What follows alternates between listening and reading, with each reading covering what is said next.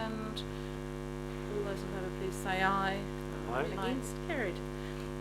Declarations of interest. I haven't had any ordered to me, and I'm happy to move the minutes of the 12th of June. If someone would like to second that. Thank you, Councillor Simpson. All those in favour, please say aye. Against? Carried. Petitions, there aren't any. So just to talk people through how the next little bit will work, we'll take, Julia's going to introduce the public input item, our wonderful Okura community, and then we're going to listen to the Long Bay Okura Great Parks Society. I've got you introducing something twice, Julia. How would you like to do that? Do you want to introduce the group, or do you want to? I'm quite happy to introduce the group last. I think that would be. There earlier was some limitation on time, so there was still a little time to introduce who were the speakers and just give some context. That'll be great. That'll be great, because obviously we'd like to keep as much of the time as we can for our speakers from the group. We do have quite a full agenda, but we've got quite a constrained time frame, so we'll just try and manage that. Then Lydia's going to ask to speak on the Citizens Advice Bureau. Lydia, would you like to speak just before the item? That might be Peter? Yeah, I think that'd be great, and then we'll move on to age-friendly cities. So let's get underway. So Julia, warm welcome. If you'd like to introduce the group.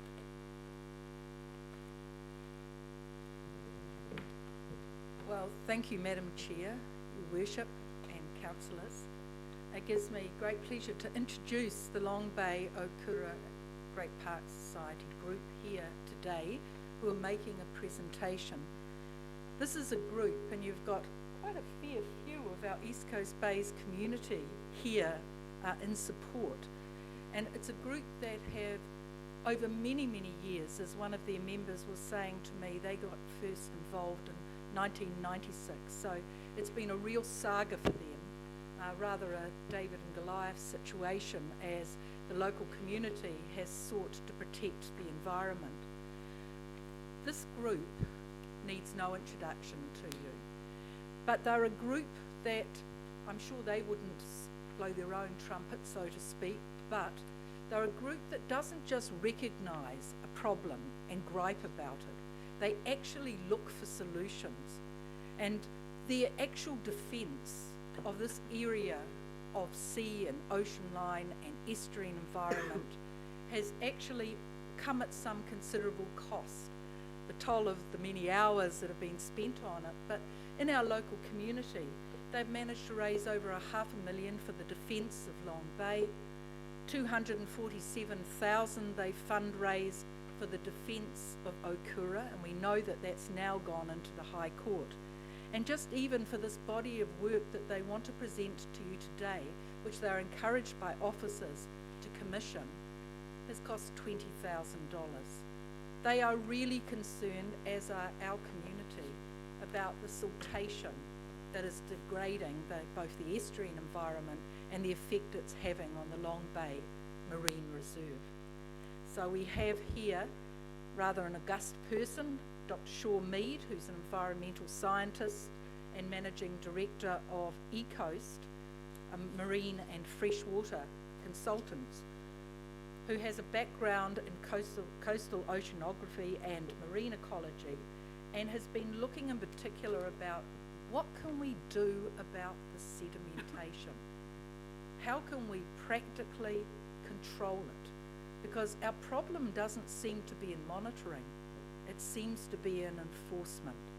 And he will be ably supported by Fiona McLaughlin from the Society. So I'd just like them to introduce themselves. Thank you. Thank you, Julia. And can I just, before we start, and this is to Mayor and committee members, we do just need to be very cautious. I want to acknowledge the fact that we have a High Court appeal that is imminent. We're defending that. That's the to do with the rural urban boundary issue for the subdivision on the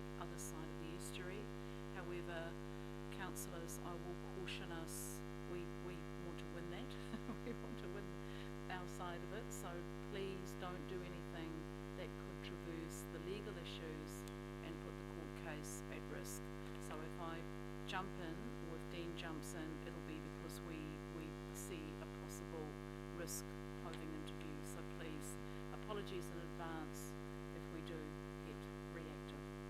So, warm welcome, Dr. Meads.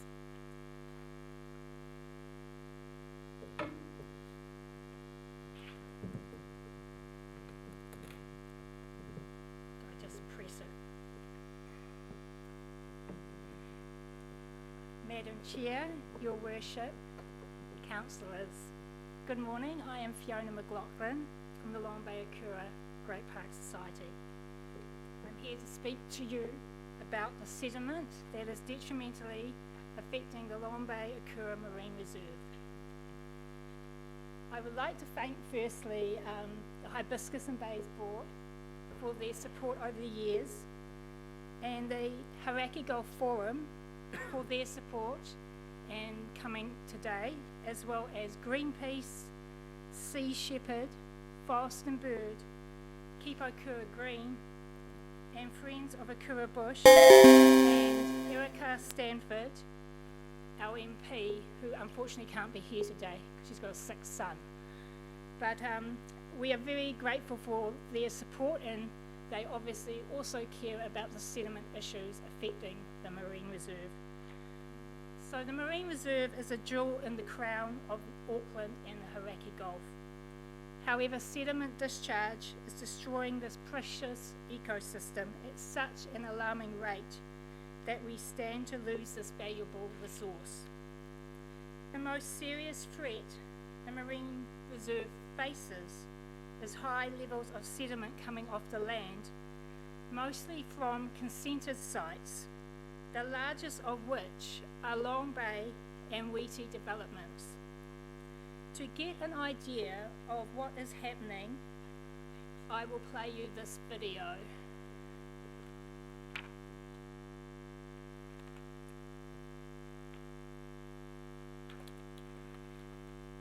In March and April 2017, we were extremely concerned about the amount of sediment that had been running off the site for over a year. And with winter approaching, we approached the Council and the Department of Conservation to ask them to ensure that there were no winter works orders, which would only compound the issue, we believed. These requests were ignored, and consents to continue operating into the winter were granted to the developer. The short-term effects of this development on Karapiro Beach are obvious. After rain events, mud comes down these streams and settles on the beach, changing the habitat of pristine sand and crystal clear water to one of muddy water and settling mud onto the bottom. The centre stream area was an area of major concern to us. The sediment loads coming off the stream were extremely high. We saw hay bales being placed into the stream. We then approached the council and showed our concern and said, what was going on, and we're told that perhaps there was a reclamation coming on this area. So if you have a look at the footprints here, you can see that there's a layer of clay underneath this top layer of sand. So you can see here the layer of clay which is deposited on this bank, and then the storm has blown sand up this creek probably on the high tide and covered it. Absolute choking layer of clay which would, I would imagine, kill everything underneath it. A week later, the developer reclaimed 75 metres of the saltwater marsh, what we believe is part of the Marine Reserve, and formed a very large lake behind it of untreated sediment. This sediment is obviously going to have a huge effect. The saltwater marsh is now crushed and dead under the weight. The freshwater streams and wetlands are clogged with sediment, and the sediment's now running along behind Dakar Cottage out to Karapiro Stream, and you can see by this video the amount of clay colour water entering the already dirty Karapiro Stream. Before it's gone. Oh, oh, oh. Oh, oh, oh.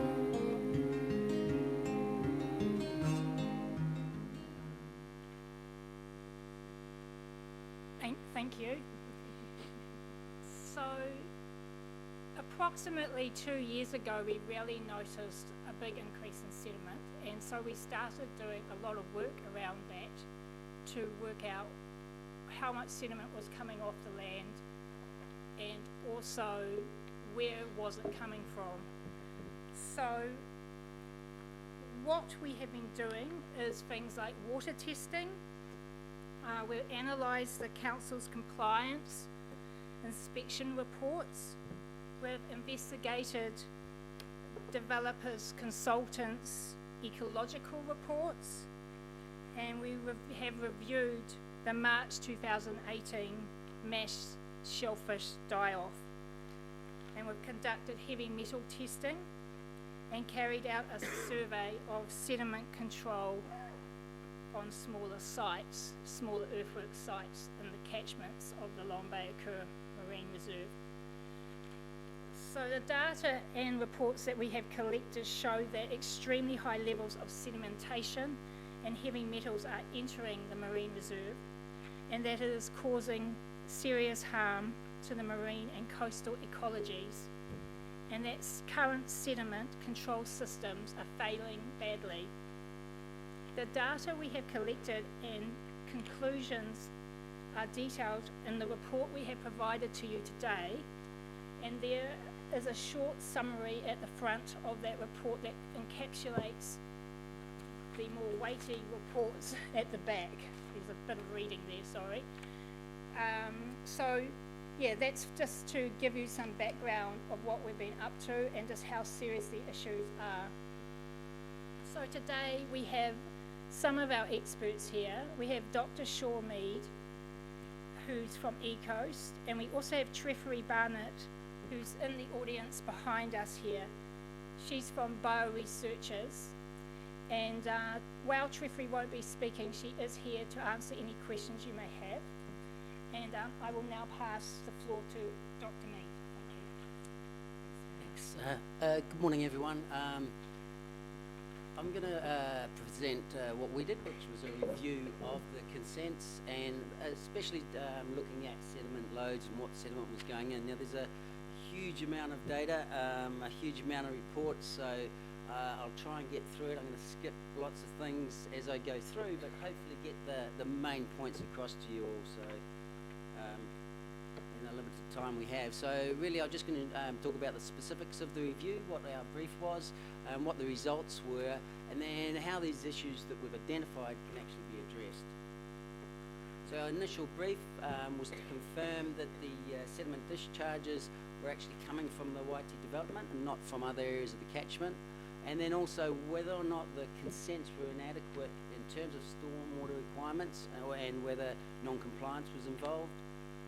Review the monitoring reports, review the consents, and then come here today and present the findings to you guys.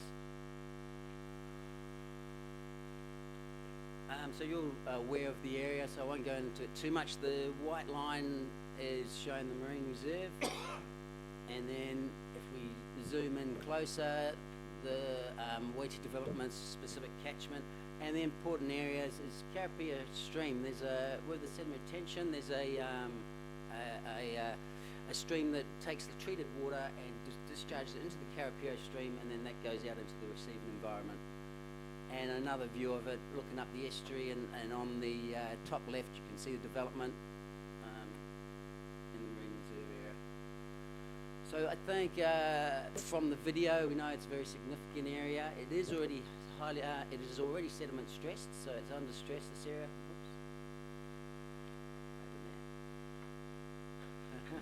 Oh, here we go. Sorry. And so it's been recognised that it's a very important area, and there's been an emphasis on the need for a precautionary approach in making decisions. The AEE recommended back in 2007 that an extremely high standard of stormwater management would be required to avoid adverse effects in this area. And really, because of its ecological value, it's in a marine reserve, it is already stressed, so we really need to pay attention and look at this potential for surprises, tipping points, cumulative impact. So Professor Thrush advocating a precautionary approach as well. So we went through a methodology, going through lots of different things. I won't go through that, except that I'd also, in amongst that, discuss with a lot of the different experts. You know, I don't claim to have expertise in but that's how, really helped to get through to conclusion. So in terms of consents, all the consents, the stormwater treatment were designed as specified, which was as per the TP90 or the GDO5, so there was nothing wrong in that sense. Compliance monitoring. This is monitoring as the works are going on. It's actually a timeline, so from left to right it goes down. We do see that compliance got worse and worse as time went on, and that about 75% is non-complying. But talking to people in the industry, this is probably quite common, and that most of these non-compliance are minor things. And so while they're minor, in a cumulative impact, we expect that some of the sediment is probably coming in through the compliance. But the real issue that we came up with is the performance of the sediment retention. So realistically, if you're following the designs in the TP90 and the GDO5, they work well for 10 to 15 millimetres of rain in 24 hours. But once you get over that, you really start to see a loss in efficiency. Within 4 hours of heavy rain, they're only working at 60% efficiency. So if we look at that, there was actually 24 trigger events, that's greater than 25 mils of rain in 24 hours. So that's not even 15 millimetres, so there was probably a lot more of them. Because of this, we result in a huge amount of discharge into the marine environment on multiple occasions. So looking at the performance of the sediment retention, you can see, and we've seen it already, there's lots of evidence of where it comes into the stream. To try and look at further information, there was a lot of data taken in terms of the suspended sediment monitoring. Unfortunately, there's no trigger values in New Zealand for suspended sediment. We came across some in the Waikato Regional Plan, where they say about increases of 10% or not to exceed 100 grams per cubic metre. Some specific guidelines for types of water bodies. And there's also the ANZAC 2000 trigger level of 5.6 NTU, which is a measure of turbidity for lowland rivers and streams. When we look at our data, as I said, there was 24 trigger events. That's more than 25 millimetres of rain in 24 hours. From the data, 100% of the water samples taken from downstream of Karapiro location, that's below where it's being discharged, exceeded the guidelines, and some are even as high as 900 NTUs, so massive values. 18 of the 24 trigger events were greater than 10% increase in the TSS compared to the upstream values, and some of them by 3 to 4 times as much, and this really confirmed that the majority of the material was coming off the development. We also don't know how much was discharged because of the way the monitoring was designed. We do know it was often underreported. As an example, the event on the 4th of April, the tests on the 4th of April found about 400 grams per cubic metre of water, whereas the day after, when the monitoring was done, it was less than half that at 158 grams per cubic metre. Some basic flaws in that monitoring, looking for sediment cover on the stream floor. Basic hydrodynamics will tell you that the stream's running too fast to find sediment there, but if you look further afield where areas of less flow rate and less exposure, you can find plenty of sediment. This one here, so we got upper, there's sediment, the monitoring upper and lower, and those are when the trigger events occur, the water samples were taken. If we look at the data, firstly the top graph up here, this is measurements within the sediment retention ponds, and we just see an increasing trend through time, getting up to some rather high numbers of sediment load. If we look at the data for above and below the stream, the blue dots are the top of the catchment, and the orange are below. So again, a trend of increasing sediment through time as the development went forward. And as I said, there's no evidence that activities further up the catchment were responsible for the high sediment loads. In terms of the marine ecology and National Island sediment monitoring, it was extremely poor design. Not enough monitoring. In a marine environment, once a year is not going to tell you much. You'd at least look at 2 seasons, and in a marine reserve, you'd be looking four times a year. And as example, we were working in Raglan Harbour, we're monitoring once a week for a Causeway Bridge project. Very poor data analysis and reporting. There were statistically significant impacts that weren't reported. Lots of things, very poor monitoring, very poor reporting. So, as Fiona said, Triffery Barnett from Bioresearch has already also reviewed the same reports and found exactly the same kind of thing. Significant drop in biota numbers.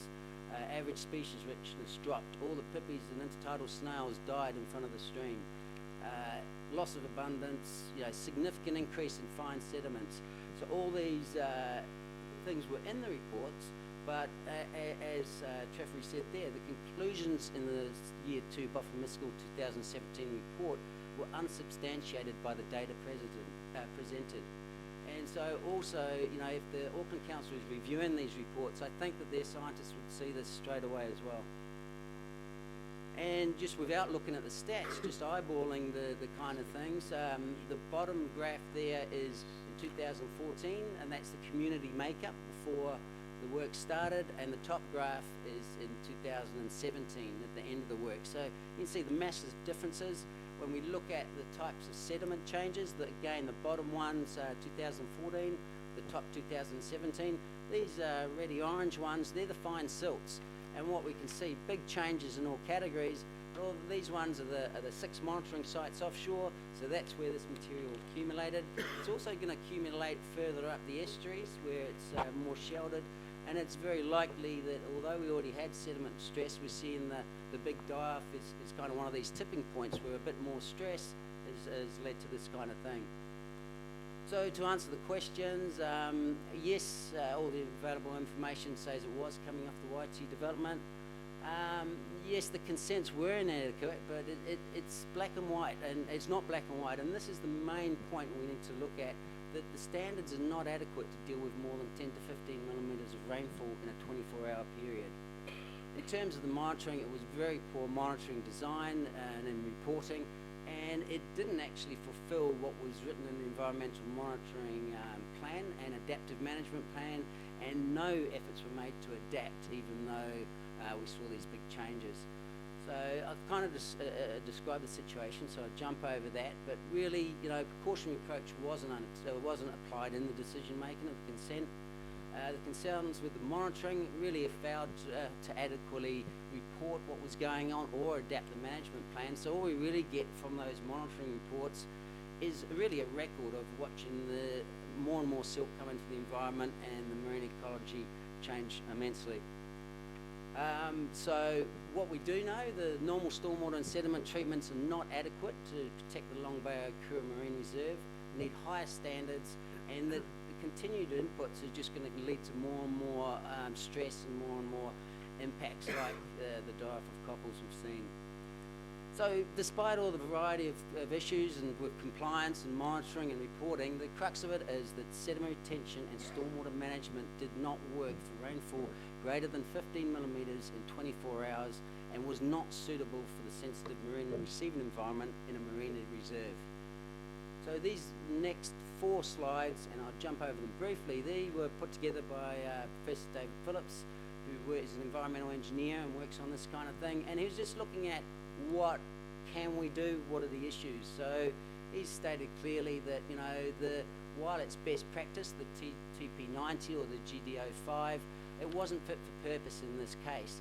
And so what we've really seen is because they've applied what the GD05 or TP90, the consultants, the contractors, they've done the right thing, so that's all good. They're starting, it's almost a box ticking exercise rather than environmental management. So to try and change this, we really do need to look at a collaborative approach. There's all sorts of people have to get involved. And there's lots of options that you can include in that kind of management, from the urban design, regulations, as well as engineering. And it is not impossible to do this. Probably one of the first things you hear that it can't be done, but you can design sediment retention for a 100-year event. It's not out of the scope of reality. Probably a really important thing to point to, and what came up again and again through the industry, is that GD05 is a guideline. It is not the strict methodology or the standard, which is how it seems to be being applied. And we really need to get past that and look at a specific design for specific areas. So just in concluding that, you're all aware of the state of the environment. It's getting seriously degraded and will continue unless some bold action is undertaken. The Gulf and Long Bay Okura Marine Reserve is experiencing death by 1,000 cuts. All these small inputs are just getting worse and worse and accumulating over time. And sediment, terrestrial sediment inputs are one of the main culprits of this. And so we require environmental management that actually achieves the goals, e.g. retained sediment. There needs to start looking at considering cumulative effects instead of always putting them into the too hard basket. And we need to apply a precautionary approach to sensitive environments. And just one last slide from me. Looking at appropriate controls for different areas, it's not a new idea. This is a project we worked on for the ARC back in 2007. And so what we did, we identified and ranked all the marine receiving environments in the region. As you'd expect, Okura Estuary came up very high.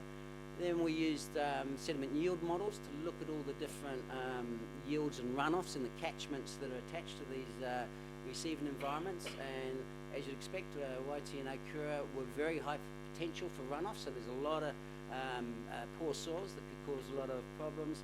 And then from them, connecting them with hydrodynamic modelling, we just put together a very simple traffic light scheme to say, well, where it's red, you've really got some issues and have to look at really stringent controls. Where it's amber, you have to start looking at an intermediate phase of controls.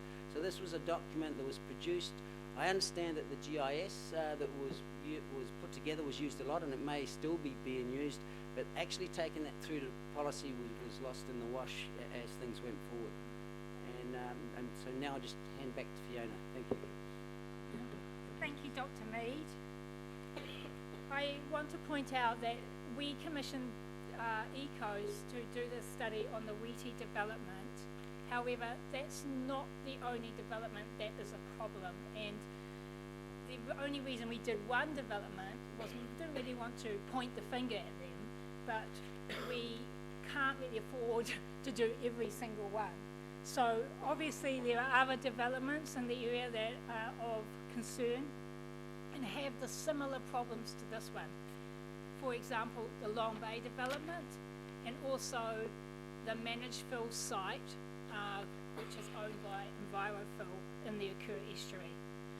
And of course then there's a lot of smaller sites that are either consented or even not consented, and they are undertaking very poor management of their sediment control. And those sites, a sample of those sites are in the report. So we wanted just to try and help by suggesting a resolution that could be passed, and I understand that can't be passed today, but I thought it would be useful just to talk about it and as a way forward. So we would like that the council accept that the Long Bay Okura Marine Reserve is being adversely affected by sediment pollution, and that urgent action is required to prevent further degradation. 2, that the council agree that all earthworks sites must be managed for sediment and heavy metals to ensure no negative impact on the marine reserve. That council shut down activities on all major earthwork sites discharging into the Long Bay Okura Marine Reserve, including Long Bay developments, Wheatie developments and EnviroFill, until more effective systems for sediment and heavy metal control are implemented to ensure the health of the marine reserve. And we are only suggesting that one because the issue is now at such a serious, state in the environment that we can't see any other solution there. And obviously once we come to some practical measures on how to do sediment control in a way that won't affect the marine reserve, obviously then work could then start again. And then 4, council appoint a working group of independent experts, including the society's experts, to develop more effective systems for sediment and heavy metal control to ensure the health of the marine reserve. That the working group will report progress to the August meeting of the Environment and Community Committee, And the last one, that the working group's findings will be implemented in all existing and future resource consents that discharge into the Long Bay Okura Marine Reserve and associated catchments. So thank you very much for your time today. I really appreciate it, and I know that everyone here really appreciates your concern over this issue. Thank you. And can I just acknowledge the work that's gone into this report and the really thoughtful approach of actually coming up with some resolutions and some next steps. We don't often get that when people come and speak to us, and I think that's a superb approach and a really good template for any other community advocacy groups. Just before we go to questions, and they can only be questions, members, I've just been working with Dean, who's our overall manager in this area, about a really practical way forward. So we've got some ideas to put forward.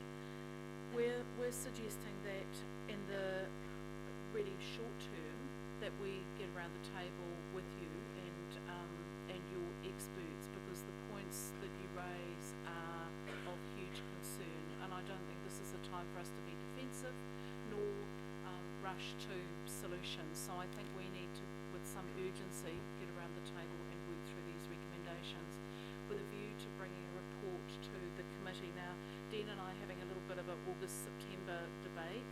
I'm thinking August because it feels urgent. Dean is saying to get the right kind of legal advice and practical advice, it might be September.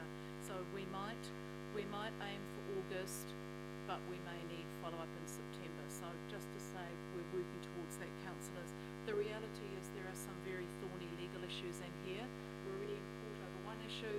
We want to make sure that if we are making any changes, that they are robust, legal, doable, and can stick. So I think we need to put the time and energy into doing that. But what you've done today is to actually put a little bit of backbone in the discussion and put some urgency into our work. I do, however, want to extend my huge acknowledgement to our staff working in this area. We have passionate and talented water scientists. Our Healthy Waters team are a huge advocate for the work that you're doing, and our compliance people are supportive and just waiting to see what work can be done to make this better. So that's just context. So let's have a couple of questions again, just being really clear that we can't stray into wider legal issues, so if we can keep them a little bit general, that would be appreciated. I've got Councillor Sayers, Councillor Newman, Councillor Casey, Councillor Watson, Councillor Simpson, kind of everybody. So let's start, Councillor Sayers. Yeah, very just brief. questions. Yeah, very briefly. First of all, I guess congratulations on everyone's presence here today, and congratulations on this presentation. Outstanding. Well done. Also, I think, we need to acknowledge the amount of money that got mentioned by the chair of the Hibiscus and Bays local board that's gone into this. That was heard. Two quick questions. I just got a little bit confused around two figures you used there. One was 15 mils per 24 hours, another one was 25 mils per hour, just which is the correct trigger point there. Yeah, so one is the trigger point, so that's the 25 millimetres per 24 hours is a trigger to go out and take water samples and do the monitoring. The 15 millimetres per 24 hours is about the maximum that the designs for sediment retention can handle within a 24-hour period. Once you get over that, the efficiency of them drops down to about 60%, and so you're starting to discharge large volumes of sediment. I did notice here you mentioned about smaller sites, but you weren't able to perhaps cover in your presentation there. So my question is just, whatever solution, policy change that there could be around this, can I make the correct assumption that that applies equally to small sites as it does to a large site that you're presenting today? Because it seems like a lot of these are illegal as well. And so is there also an issue around policing or enforcement? Yes, I guess there is a bit of an issue around that, and I guess there's two parts to that. One is, that even say with the Waiti development, now they're starting to build houses, so that a whole lot more silt and a whole lot more earth is going to get open, and that's going to happen for a long time to come as that goes on. So that's one issue. I do understand that that fines have been put out already for some of them. So policing is going on. It comes back to that the compliance or what's been designed in the TP90s or the GDO5, what's in the consent has been done, and so the compliance officer looking at that and saying, well, you've done what's correct. The next step really comes to the consultants that are doing the monitoring and running the adaptive management plans, how they use their data and how they look at what's happening in the environment as well. So I think while the compliance officer and discussing the very open and very lots of information provided with us with everything. So I don't think it's the policing so much as how the whole system works at the moment. Okay, thank you, Madam Chair. Yes, thank you. Great presentation, Dr. Mead. A question from me, and then possibly a question to Trifany. But with respect to the heavy metal water testing, you're indicating that nickel at 34 micrograms per litre and zinc at 64 micrograms per litre. That's for the testing that took place, I think, in around June. I would assume that, based on your argument with the amount of residential construction going for zinc and nickel, that really is that's a status steel really. So that would probably be increasing unless there is some sort of intervention that heavy metal compound result will actually significantly increase over time. Would that be reasonable to say? Yes, look, I must admit, I didn't look into the heavy metals.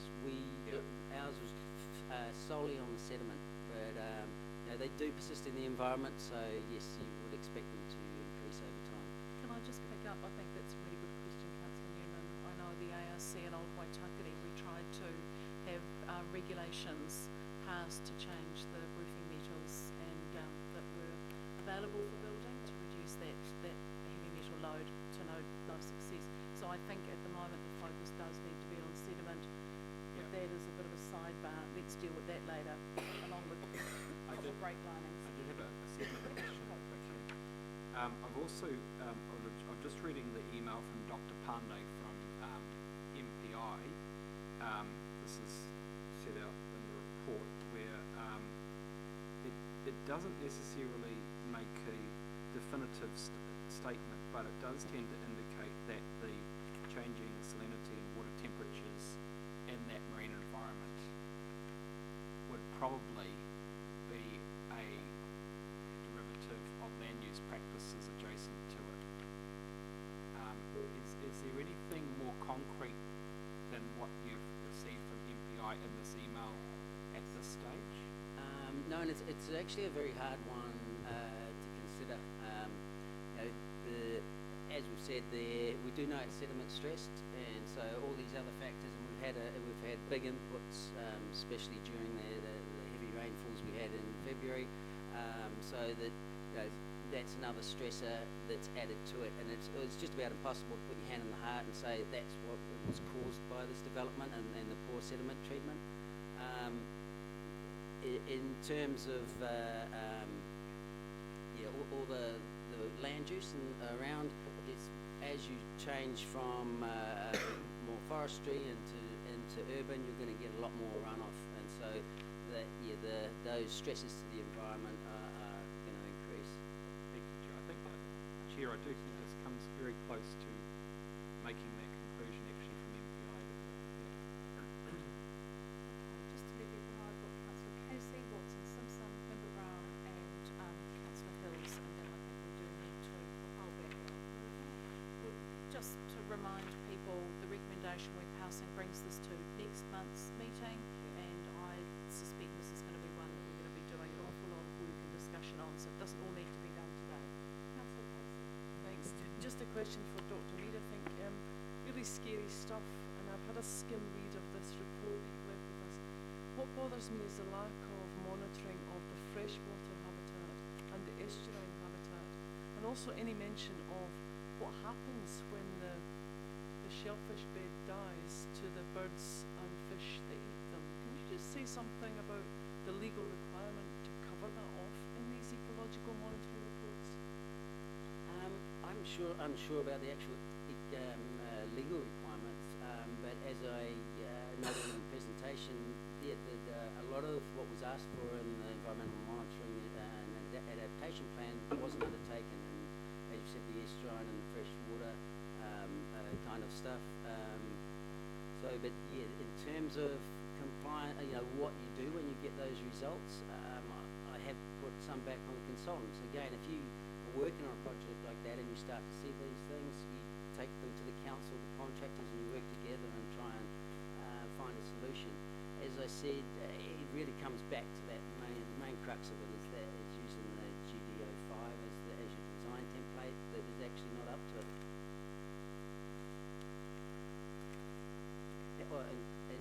Karen, sorry, two other points there that this here report has been compiled by the society. Our report is focused on what I've presented today. There is also in the large reports what the impacts of the mass die-offs. So the cockles were very conspicuous. There could have been other species that died as well. So there's a food web kind of impact there. Three of the important bird species, the coastal bird species there, are likely to be impacted, with shellfish being a large component of their diets. That's a good question, Councillor. It's the whole ecosystem that is impacted. Thank you, Madam Chair, and thank you, Sean and Fiona, for an excellent presentation. My question just goes to your comment with respect of the need for higher standards, and you mentioned, I think back in 2009 or thereabouts, what some of the work ARC was doing, and the need to target specific receiving environments. And one would have thought that a marine reserve would, generate the highest protection available. Are there other instances in New Zealand you're aware of where these higher standards are imposed, with one would hope then the consequent beneficial outcomes that we're seeking here?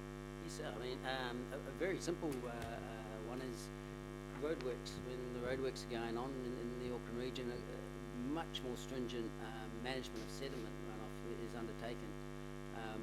So in terms of specific sites, I think someone like Professor Phillips would have a better an idea working on the sediment detention side of things.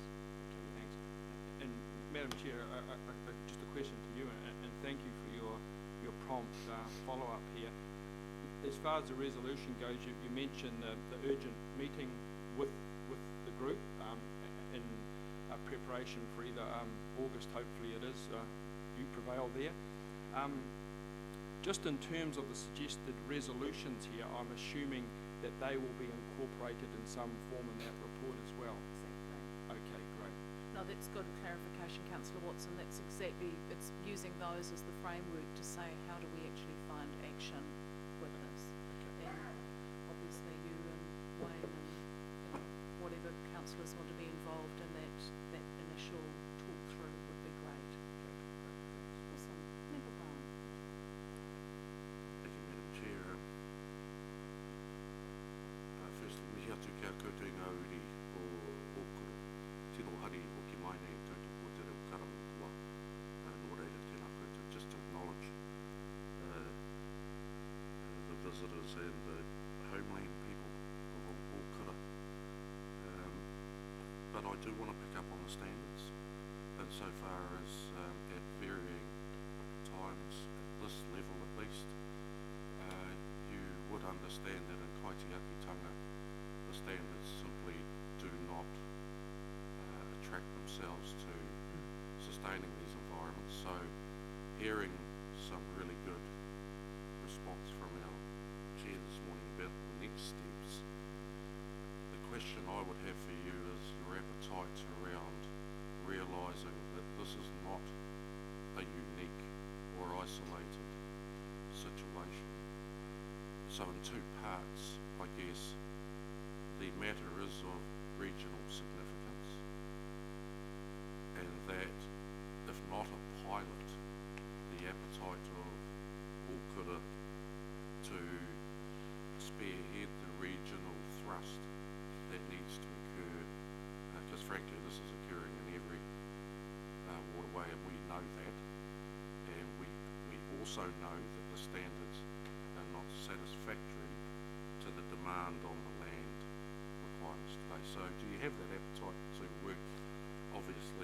ourselves, but collaboratively across the regional network insofar as this committee's next steps?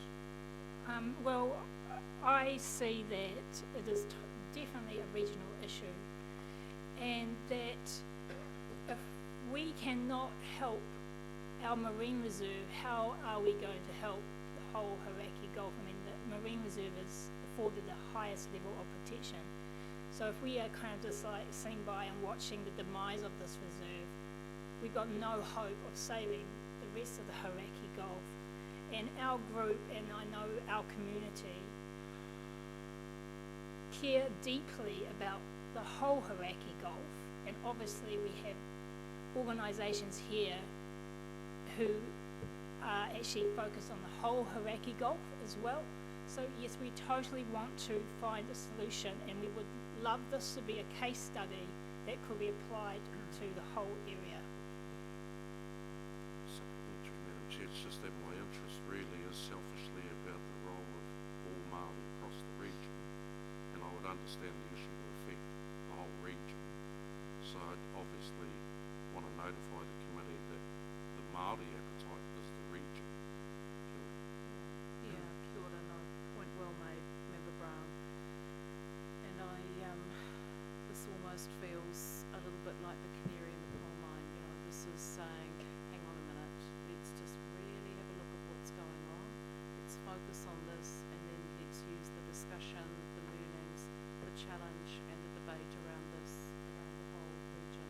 And for Māori, and particularly the Kaitiaki Forum, I think this is a huge discussion, just for members as part of Sea Change and the Hauraki Gulf Marine Forum, the impact of land-based activities on the Hauraki Gulf is our #1 priority, and people will remember who were at the last meeting was the chair of Sea Change. This very much fits in with that more regional approach, so it's timely, and there's nothing like having a live example to really focus on.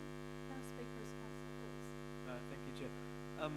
Yeah, once again, thank you very much, and thank you very much to the people who are here. I know many of you, I remember as a kid growing up on the shore, many of you have been fighting for many of these things since as long as I can remember. The issue, and probably following on a bit from Member Brown, have you spoken to the new ministers, the new government, and had any response around the controls and around potential changes? You know, obviously there are other legal restrictions. We're in the court again defending another issue. Have you had any discussions with the new ministers, or have we, around strengthening controls and the RMA? We haven't focused on the new ministers. Okay. Because, I mean, we've been in discussion with our experts, and we believe we can actually address this issue without going to government. Okay. Yeah. Thank you. Thank you, Councillor Hills. And if government intervention is needed, that's our role to support our community. Okay. Councillor Daly. Thank you, and I know you want to go to the motion now, Chair, and thanks for framing this up. Can I just ask, and I was also along the lines of Member Brown, at the moment the B is narrow, and it needs to be narrow in the first instance, but there are wider regional implications here, and we all know that this is just symptomatic of a much bigger issue, which was echoed through Sea Change, the Marine Spatial Plan. There are recommendations in that for this council to do things by 2017 and 18 and 19 and 22. Can we have maybe broadened the words out, and maybe after the full stop there, and I'll leave it to you, Chair, and the wider regional implications? I'm really comfortable with that. We've just been having a bit of a talk here, is we've got, and you'll know that the Auckland water strategy that we're putting together and working on, together with Sea Change, Hauraki Gulf, all of those issues all impact on this, and we were sort of saying this recommendation could get very long. So I think if we just add in, what were your wise words? And wider regional applications or implications, I'm not sure which word it is and there. Wider, but I'll leave it with you, the wordsmith later I on. think that's fine. We can get carried away. We know what we're doing, which is this is the sharp end of a really big problem. And we've got a whole lot of wider pieces of work that are feeding into this. We need to be cognizant of them all. And I think this sort of crosses over between Planning Committee, Regulatory Committee, your committee, but I'm really happy, and I'm sure the Deputy Chair of Planning would be very happy for it to be channeled so that we can have a whole conversation in one committee, your committee. With the planning implications taken to you as needed. Yeah, but after landing in your committee first, yeah. Lovely. Good cooperation and collaboration. It's a shame people don't get to see how well this stuff works. Mostly. Don't believe the Herald on how things don't work. Mostly they work really well. So, we've got the recommendations, we've got a process, we've acknowledged the complexity, we think we know where we're going. It's not the instant do-now solution, and I'm sorry to all of you who may have come here hoping for that, but I think we've got some really big mahi ahead of us, and out of respect to all of you, we want to do it well, not just pass some political recommendations that might make us look fabulous and then do nothing. So I'm going to move the two recommendations. All those in favour, please say aye. Aye. Against, carried. Can I just acknowledge all of you for being here? Member Brown acknowledged on behalf of Tangata Whenua.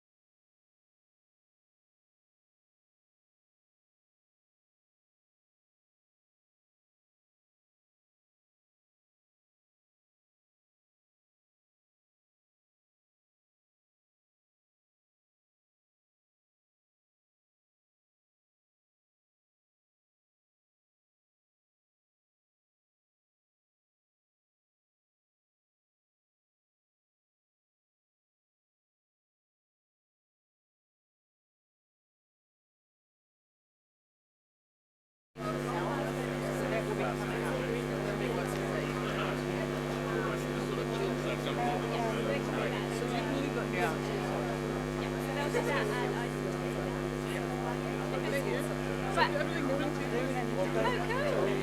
did it go?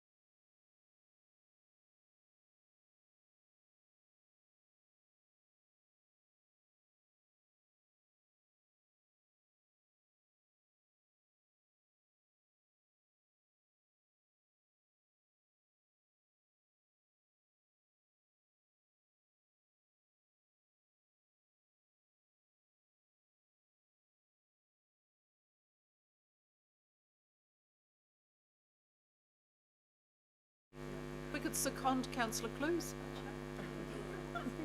Deja vu. I know. She Don't fit I in wish? quite neatly. Don't I wish? Is it big? Full?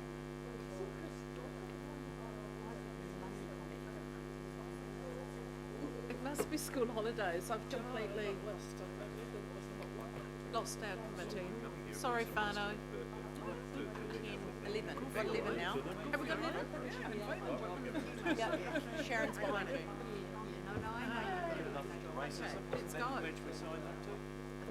We only had 12.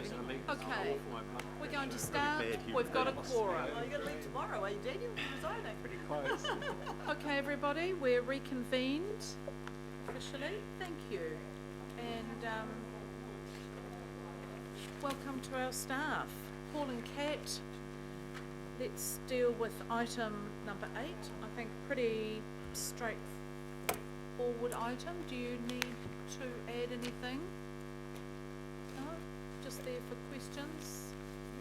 Any questions on item number 8? It's just a fairly straightforward reserve swap. Are we cool? Councillor Bartley. Councillor Bartley. Thank you, Madam Chair, and through you. Thank you for the report. I just wanted to ask a question. So the local board is about to go and consult on the draft open space network plan. So why does this project skip ahead of that process? Through the chair, so this is a statutory process that's run under the Reserves Act. And we've been having some discussions with the local board in terms of the adoption of their open space network plan. There was a workshop in that regard last week, and the local board is considering adopting their open space network plan by taking out any reference to the land exchanges in that network plan, and deciding potentially not to consult the community because that consultation will take place as part of any development of any parks under the network plan or as part of any land exchange. So there was a little bit of a risk of doing double consultation that would cut across the Reserves Act process, particularly for the land exchange component.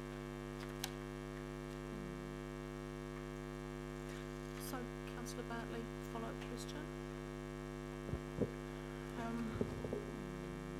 I'm just trying to get an answer for when the community come back and say, why did you go ahead? But I already know the answer. It's because it's a good opportunity. It's going to help build up that reserve into a better, more recreational space for the community. So anyway, I guess that's something that politically we'll have to answer ourselves. I do support this, but I am worried about the church that's located in the vicinity of where this is all happening. I disagree with the report that says that it's not really relevant, because it is relevant. Because of what's going to happen on this reserve, that church is going to have to move.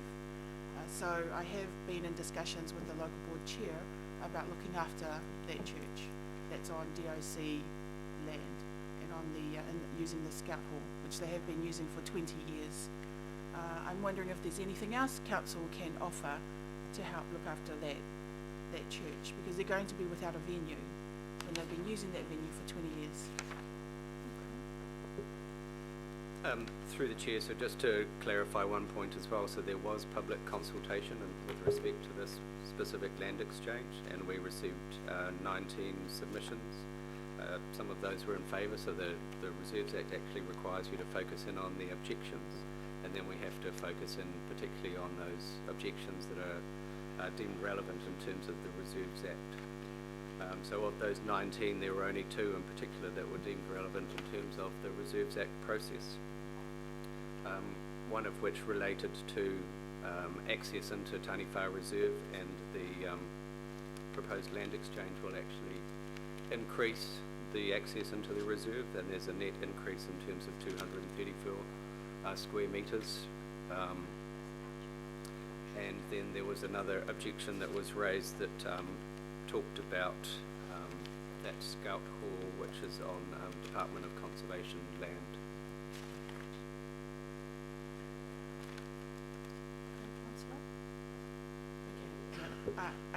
I'm just raising it that we're talking about this piece of land, but it is going to affect a Samoan church that's been there for 20 years, and I think council has a responsibility to look after that community that's been meeting on that venue for 20 years. I guess that's something that will need to be worked out with the local board. It's not directly affected by this, but it will be by the bigger plans of what's going on at Tariwha Reserve. Okay. All right. I did have another question though. Yeah. Thank you, Madam Chair. I'm curious to know the land that we are acquiring from Tamaki Redevelopment Company. So what would that land, what would that land be? Would that be something that we would need to resolve on, or because we're not acquiring it from Crown, are we? So it's considered private land then? Under the Reserves Act, what would the process be there? So through the chair, the way that effectively Section 15 of the Reserves Act worked is that we take the private land and we swap it with the council's public land, and so then the reserve status of the new piece of land that council inherits has the same reserve status as the previous bit of land, which is transferred into the private ownership. The benefit of this exchange, as I said, is that we gain 234 square metres at no capital cost to council, and we get improved access into and sight lines into Taniwha Reserve as a result. Thank you, Madam Chair. I'm not opposing this. I support it. I was at the local board meeting where the local board supported it, but I did want to make one comment in regards to this, is that that's great that we get 234 metres extra or whatever it is, but this is not a park. This is a reserve, and I actually think that previous Auckland City, did no favours for Glen Innes in terms of parks and reserves, because it is not a park. I grew up in Mangere, and there were parks like Massey Park, Hayne Park. Those are parks with sports fields. There are things you can do on it that's flat. In Glen Innes, there is no park like that. It is all these finger reserves, drainage reserves, and Maybury Reserve is the only thing you can kind of call a park in Glen Innes, and it's not even a park. It is a reserve that's behind all the other houses, that's used for stormwater runoff. So, reserves like that over in Mangere had no name because they weren't even a park, so they didn't have a name. So I'm saying, great, this is great, but this is not a park. We still need a proper park in Glen Innes because there isn't one in that area, in that community. So yeah, happy for this, but really we do need parks in Glen Innes, proper parks. That's all I want to say. Thank you.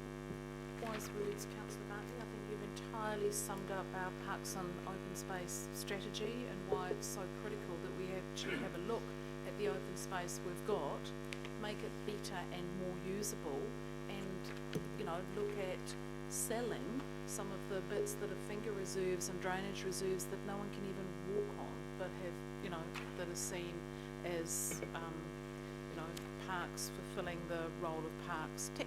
So I will draw a halt there because we've got some very big discussions to have about that, but I think you've nailed the debate. Would someone like to move these recommendations? Councillor Bartley, Councillor Cooper, I'll put that. All those in favour, please say aye. Aye. Against? Carried. Thank you. Thanks, team.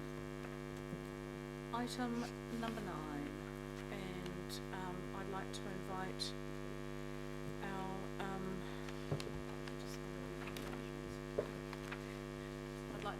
Janet.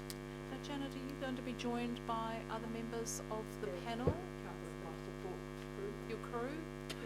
Excellent. And Alison, please make yourselves... leave it in your capable hands, Janet. And the time is yours to speak to us. It's lovely to have you here.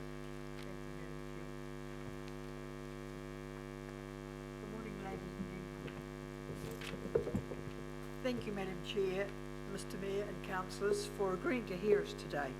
I have put some thoughts down on paper so that I can whip through it fairly quickly in this time for questions later if there are any. I'd just like to say before I start that the other demographic panels also support us in what we are trying to achieve here today.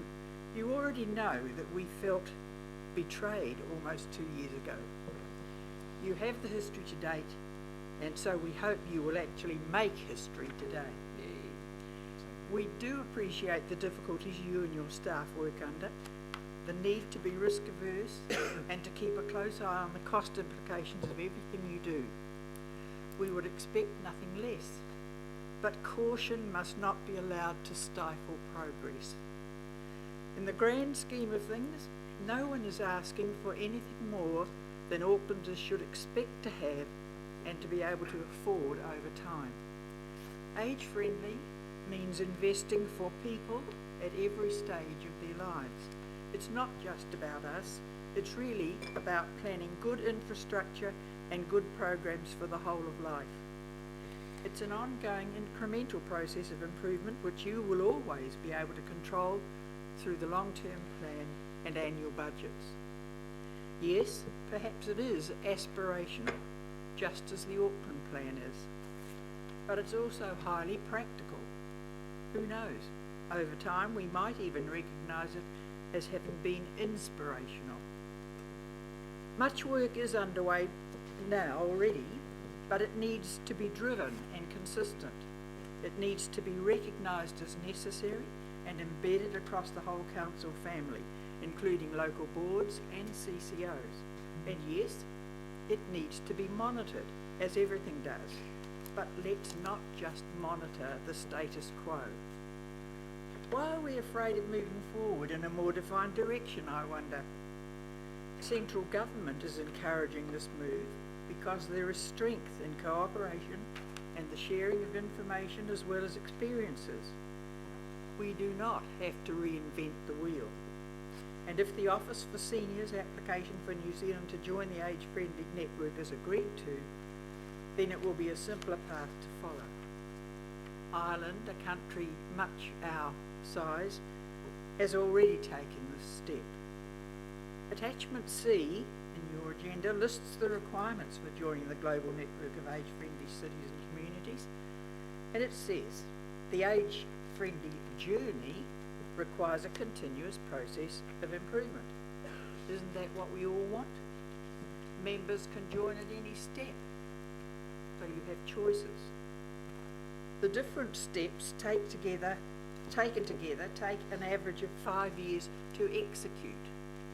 I don't like the choice of word actually, but no execution should be necessary, and I believe Auckland is above average. We would not begin at the bottom rung because the baseline report is already done, so it's not too difficult to comply. So when you step on the ladder, Auckland, the largest and most complex local authority in the country, will be setting an example for others to follow by demonstrating once again its commitment to its diverse population, especially the burgeoning senior component which is about to hit. Surely this is a really positive move for society in general. Every one of you at this table and everyone to whom you are responsible will benefit or suffer from the decision you make today. Our hope is that you will be seen as progressive by preparing for the future in a cooperative and collegial way. You need to have understanding, commitment and faith in that future. We have it, even if our future may be briefer than yours. We will be analysing the report in more detail, should we need to, and challenging it where appropriate, so that if a new governance structure is decided upon, it can be well informed, but that is really for another day. Suffice it to say, if we're looking at containing costs, why don't we tap into the wisdom and generosity of what is an expanding pool of potential volunteers within our demographic who have professional, practical and life skills in abundance. It would need to be done carefully to show their contribution is valued. Then you might be surprised how many Aucklanders would give their time for the greater good. I come, as you know, Madam Chair, from a background in the West. where it's estimated that every dollar invested in specific volunteering projects return up to some $7 of value to ratepayers. The Waitakere Way was necessary because resources were always stretched. The city was growing fast and ratepayers were pressured. Sounds a bit like Auckland, doesn't it? A lot. Together we can find a way. We would like to see an acceptance of what is best practice embedded in everything council does. It's just a common sense way of making our city fit for purpose. The Seniors Advisory Panel's role is to provide advice through the lenses of older people. I can tell you, Madam Chair, the cataracts have gone. All we need is the new prescription to give 20/20 vision into the future. So it's no secret that we commend option 2 to you today. We say, let Auckland flourish, and we're here to help you. And just because I'm old and doddery, I forgot to introduce my cellmates.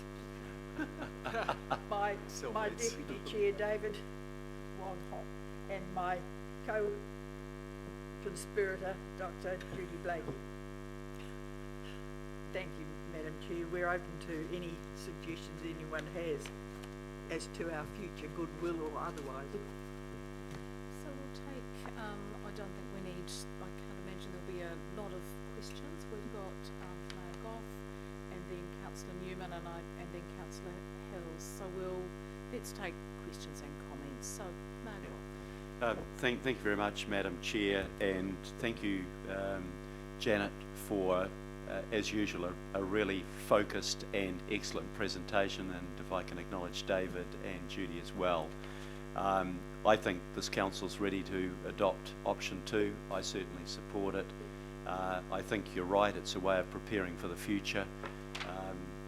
The numbers of people at the moment that are in that age category are slightly under 250,000, but they'll go up to 1.2 million within about 18 years, and now is the time to start preparing for that, because the over 65-year-olds are going to be a big percentage of our population, probably a quarter according to the seniors office in Wellington, and we need to make sure that we have got our community as ready as possible to cope with a range of new challenges which that brings. So thank you very much for the presentation. I think you summed it up beautifully. I can't speak for everybody around the table, but I'm certainly in favour of option 2 as a sensible way to proceed. Awesome, thank you, Mr. Mayor. I've got Councillor Newman, Casey, Hills, Bartley, Watson, everybody. Councillor, okay? No? Not Councillor Newman? Well, Chair, I actually just indicate not so much a question or comment. I was happy to second it, but actually, Chair, because of course I'd vote for option 2. I'm scared of Janet and Judy, and so you should be. I actually think symbolically, Chair, it would be good if Councillor Hills seconded this recommendation. I just think there's a lot of good irony there. Thank you. What would that be? The irony on those of us of a certain age is completely lost. I have no idea what you're saying. Compared to previous times with previous decisions made by previous people. That irony, I think that would be rather lovely. Councillor Casey. I'd like to say a few things. Personal disclosure, I was the first liaison councillor for the first seniors panel, and so I want to say a few thank yous for getting us to this day, which I think is a historic day in the history of the council and in the history of the seniors panel. So just to say that I don't think there's ever been a meeting of the seniors panel where the words age-friendly city haven't been spoken out loud. I got a wee bit of research done, and I found 9 resolutions of the seniors panel over the 2 terms relating to age-friendly city, and that's a lot of work. But the people I want to thank is the previous chair, Margaret Devlin, who brought it to this place too, Richard Northey, who's no longer a member of the panel but is on the Waitemata local board. A power of work has been done to bring the consciousness of Auckland Council to accept this. Now, this group of people have every reason to feel cautious about this. In fact, I must say, Dr. Blakey only yesterday sent me 6 pages of rebuttal for the officer's report, line by line. I've got it here and I've read it. She also sent me the WHO guidelines, and I do want to quote from you, Judy, because it's well worth it. One of the reasons that this council has been reticent, and it's been kind of spoken about, is this idea that this is somehow placing seniors above all others as selfish kind of tyrants or whatever, just that we're better than you are. And Judy, you had a lovely phrase in one of the emails that you sent me yesterday, and it says this. First of all, she outlined the World Health Organization values for an age-friendly city, and if you read them, and as you've all got stuff in your report, but they're all about everybody, not just seniors. It's about the society we live in. It's about demonstrating respect from diversity, of which the mayor has been very vocal recently. Fantastic. We respect diversity. We respect inclusion. These are the values of the World Health Organization age-friendly city. And at the end of this, Judy says, these values demonstrate that joining the World Health Organization age-friendly network is not about older people selfishly skewing attention and resources to address their needs at the expense of other generational cohorts. They serve rather to motivate and guide community leaders to seek and identify opportunities where underutilised capacity can be harnessed to support and enhance social cohesion. Social cohesion. And that's really what this council is all about. Judy, you have done a power of work, and and I do acknowledge your what is it? It's like it's non-stop. You just tenacity. That's the word. Thank you, Linda. Oh, and I'd like to recognise Linda and Daniel as the new liaison councillors this term for the seniors panel. Thank you very much, Linda. So that's all I want to say, really. The heartbreak is gone. Today's a historic day. We move into the future together. Thank you, Alison Dobby, for your volunteer hours that you put into the seniors panel. So much appreciated. Thank you so much. I look forward to supporting option 2. I hope it's unanimous because you deserve it. Thank you, Councillor Casey. Councillor Hills. Thank you, Madam Chair. Thank you all for the presentation. I'm scared of Janet too, but in a good way. Much like, and first of all, I'll just start off, this has to be the least controversial issue we've ever had around the council to support an age-friendly city. I didn't completely understand the decision that has gone previously, but we will move on, and I congratulate people like Councillor Casey for pushing on and reminding us often.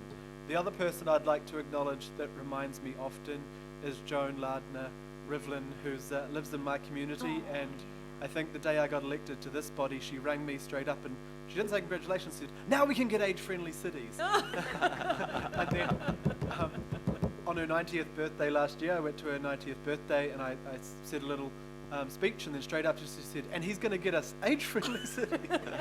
And last night, while I was listening to the voicemail on my council phone from Joan telling me I must vote for this, she rang me on my private phone, so I was listening to 2 Joans at the same time. So Joan is an enigma in my community, and I am also scared of Joan. And the last thing I'll say is that this is very clearly, and what Joan always tells me too, in case people are worried it's just for older people. It's most of the process and the themes and the values around an age-friendly city are just positive outcomes for everyone. So inclusion, safer streets, accessibility. If you make things good for the youngest and oldest people in our communities, it's generally good outcomes for everyone. And it's from the little things like tripping up on a stone to the bigger things like making sure we listen and make sure our older people are heard and respected in our communities, which is easy. The other last point I will give is a bit of a kudos to my family. My parents became grandparents last night for the first time, and my little sister had a baby. But I think of them growing old, my dad's had 2 knee replacements and still working hard, but I think of them being able to grow old with my new nephew and being able to be accepted in our city and being able to get around our city, and yeah, so a bit of a poignant moment for my family as well, thinking of my parents now as older people in our city. So it's exciting. I think this is an obvious thing to support, and I don't understand exactly why it wasn't before, but I don't care because I think we've got it here, and congratulations to you all for positively pushing in a pragmatic way, so thank you. Oh, lovely. And congratulations, Councillor Hills. I obviously haven't been on social network enough in the last 24 hours to know your sister had the baby. Well done. I've got Councillor Bartley and Councillor Watson, and then we'll go to the recommendation. Thank you, Madam Chair. Thank you, Janet and Dr. Judy and David for your presentation. I don't get it, actually. I don't get why we have to come here and present, because it's pretty straightforward that it should be option 2, and that you shouldn't have to come in and, you know, lobby us to have this happen. It should happen. It should be what the, you know, it should already be in place. But I wasn't around back in 2016 when this was being debated.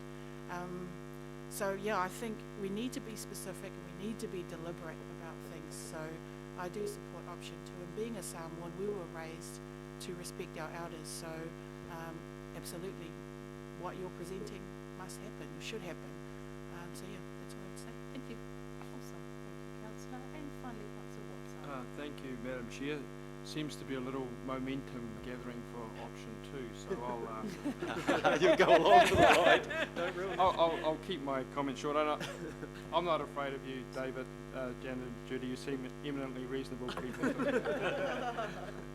Might not like to get on the wrong side of you though. So I just think that the Mayor made a really good point there, and that's the population dynamics that are coming up to us real fast here. You know, over the next 10 years, conceivably 250,000 more people over 65, and also the percentage of people that are in the older age group that are coming up fast, and the lack of familial support. So this hopefully goes some way to addressing those issues, and I think the report really presents. I don't usually go to tick box, you know, look at 2 ticks, 1 tick, that sort of thing. That never seems too precise to me. But if you look at the ticks here, it's pretty overwhelming. And the one sentence I think that sums it up and what everyone has said: if council wants the commitment to older Aucklanders to be more visible and raise greater awareness of their needs, then option 2 would achieve this. And that's what you've been saying in your seniors panel. And congratulations for your tenacity and keeping at it. This looks like today's payday. Thank you. I think we might get the heating allowance on payday. Councillor Cooper. Thank you. Sorry, Madam Chair. Just had a little thought around this, because my grandfather died about 3 weeks ago, and he was 2 months off 102. And I've just been working, and my grandmother, his wife, died at 99, 2 months off 100. And I was just working out how long he spent in the workforce and how long he spent retired. 49 years in the workforce from age 14 to 63, with a gap of 4 years over in the war, but 52 years retired, so to speak. And so I think with people living much longer, and I seem to have the genes, that's something for us as a council. There will be a lot more facilities required for active participation in communities, things like that. And we're doing our Northwest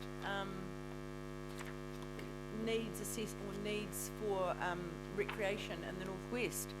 And 2 of the catchments, they are the ones that are going to have much older population, and that is growing rapidly. And so what we looked at is it's a lot more about indoor things, it's a lot more about the libraries, it's a lot more about things that people need to go, and also a lot of those people were living on their own. And so that means that people who are older and living on their own will need to have more community engagement to keep healthy, because we know the number 1 indicator of health as we get older is social interaction.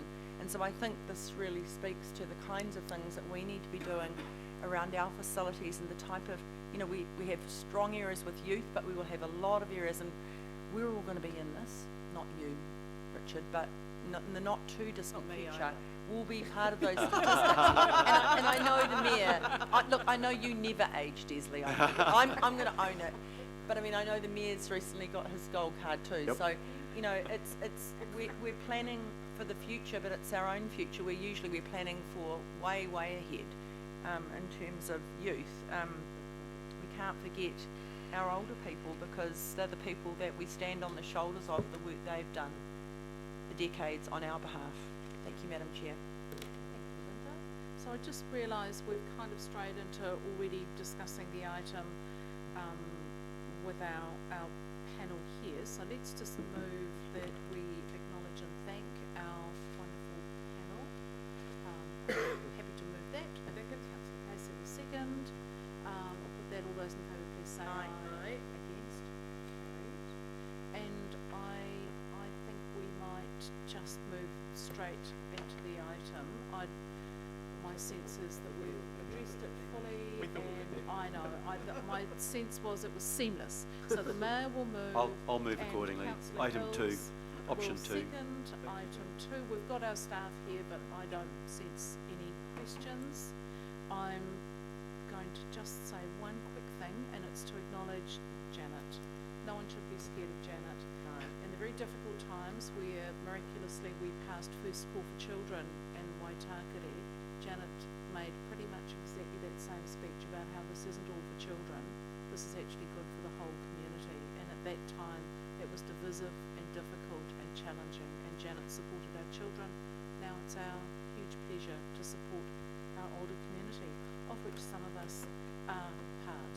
So we'll put those recommendations. All those in favour, please say aye. Aye. Against? Carried. Yay! Well done. Well done. I just want to thank our staff who have done a huge amount of work on this, who've just, without fear or favour, have given us a very balanced series of reports and are there to be part of this, so thank you. Could I just echo those sentiments, Madam Chair? I did have on my list here to thank our liaison councillors from the past and the present, and we do that very sincerely, and thank you especially Kathy. And also to mention the work done by Margaret Devlin in the previous panel, and Russell Rigby, who is no longer within the panel, and of course Richard.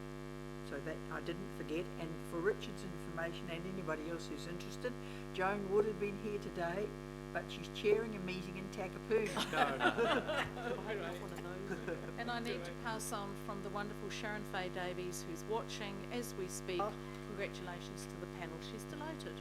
I said I would do that, so well done. Thank you very much. Thank you all very much for your support. So we move from one set of fabulousness to another. Item 10 is our Public Art Capital Work Programme. And Richard, warm welcome.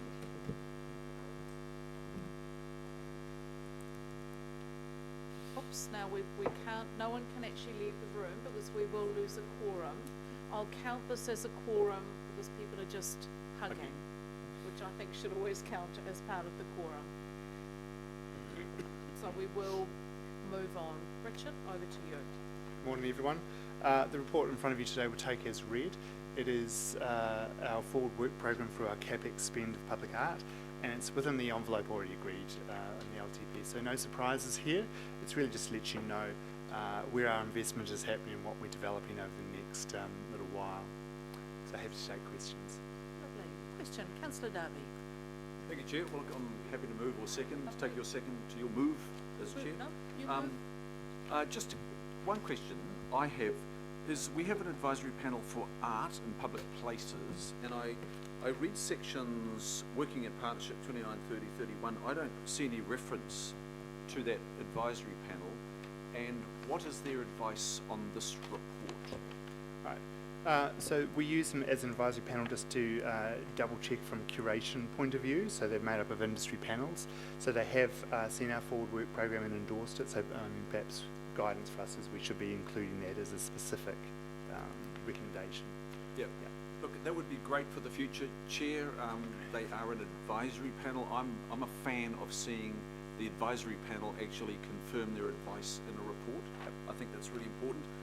The other part, in terms of partnership, we're only going to get some of the great artwork, you know, because we are talking about some significant budgets for single projects here through philanthropy and leverage and lots of ideas that maybe we haven't discovered here. Is that assumed in this report that we could deliver even greater than, way greater than our capex through leverage? Very much so. So what's reflected here is our expend of our budget, but on top of this are the partnership stuff. So within the council family, the DPO, Panuku, all of those sort of relationships. But we're also starting conversations with the Edmondson Trusts and the likes of those to fundraise, to do joint projects with. So it's just not reflected here in terms of our capital expenditure, but yes, that is certainly on the cards. Just one last one, Chair. There's a New Zealand artist that I'm enthralled by, probably the greatest modernist kinetic sculptor that we've ever produced, and that's Len Lai, deceased in 1980. If anybody's been to the Govett Len Lai Centre, he only left models and drawings. He didn't leave a finished, complete artwork of the scale he intended. My view is Auckland still has not seen a public Len Lai. Now I know it's not going to fit into this program. I'm enthralled. I'm quite mesmerised by Len Lai. I think personally, I think and many would say he's up there with McCann as one of the greatest artists, contemporary artists of New Zealand's art history. Can I get some guidance on how we could lead the establishment of a trust to deliver a Len Lai? I think it's beyond our program because it's probably a starting point of 2 million to build it, probably heading towards 5 million. Wellington has got a piece, of course, New Plymouth, but they are starter pieces, if I may. He is truly a great artist and recognised more internationally than he is in New Zealand. How could you assist me in maybe starting something that spawns in years to come a Len Lai? I think that's something through the chair that we'd have to discuss further. We've got a number of policies of approaches in terms of developing new works that are usually specific to a site, that engage mana whenua, that engage the thematic approaches of the city. This would be somewhat outside of that, as it's a collection, if you like, or adding to the collection. So I think it would be something we'd have to discuss probably with a private trust, the likes of the Edmondson Trust, for example. That might be something they could have appetite for. It's something we could discuss offline in terms of a project with the advisory panel, I think. Thank you. Vicky. And just in Councillor Clo's absence, it was something Councillor Clo has been passionate about for the last decade, is trying to get a Len Lai in Auckland. So I think Councillor Darby, there's good support for that discussion around the table. Councillor Bartley and then Councillor Casey. Thank you, Madam Chair, and through you. Thank you, Richard. I just wanted to know, what's the Tamaki reserves? Are you going to put public art in reserves in Tamaki, or is that Tamaki Makoto? Oh, is this the investigation one? It's just that, number 26 on page 45. I'll just have to ask Tracy to come up. Is that the Strategy Development Program, Tamaki reserves. Good morning, councillors. Through you, Madam Chair, the Tamaki Reserves is part of our strategy development program. You'll see that the attachments mapped out in terms of what's in build phase, what's in design phase, what's been scoped. The strategy development program is a program of work which is looking to develop area-based plans to take a strategic 10-year view around the best opportunities and the most transformational opportunities for those areas in terms of its development. Tamaki, because it is undergoing a lot of development at the moment, we're looking at that area to try to work out where the best opportunities might be for investment over the next 10 years. We've just completed a plan for the city centre and are looking at Northcote as well at the moment. So you're going to put public art in reserves in Tamaki? Through the chair, no, the intention is not to put public art in reserves, it's to look at the reserves area to determine if there are opportunities. The plan would say where the art could go. It won't go down to the level of determining the type of practice or the artist, but it will have a really good look at that area. And the key thing about these plans is it takes into account everything that's going on in that area, like all the planning and the community interests and mana whenua interest. So there's no presumption that art will even be there at the end necessarily. You know, that's what the process will determine. Where are the opportunities and when might they occur?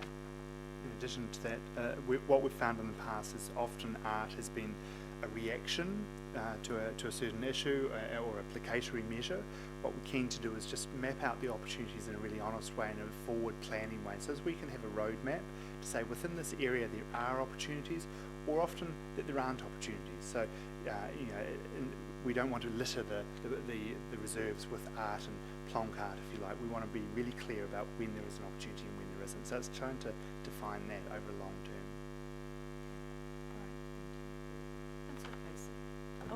Richard, we're also signing off your work programme today, so I've got a couple of comments and questions about that. First of all, to say thank you that Albert Eden Roscoe fares rather well out of this work programme. I reckon that we've got something like $800,000 worth of regional public art contribution to get about $2.5 million worth of artworks in Puketapa and Albert Eden.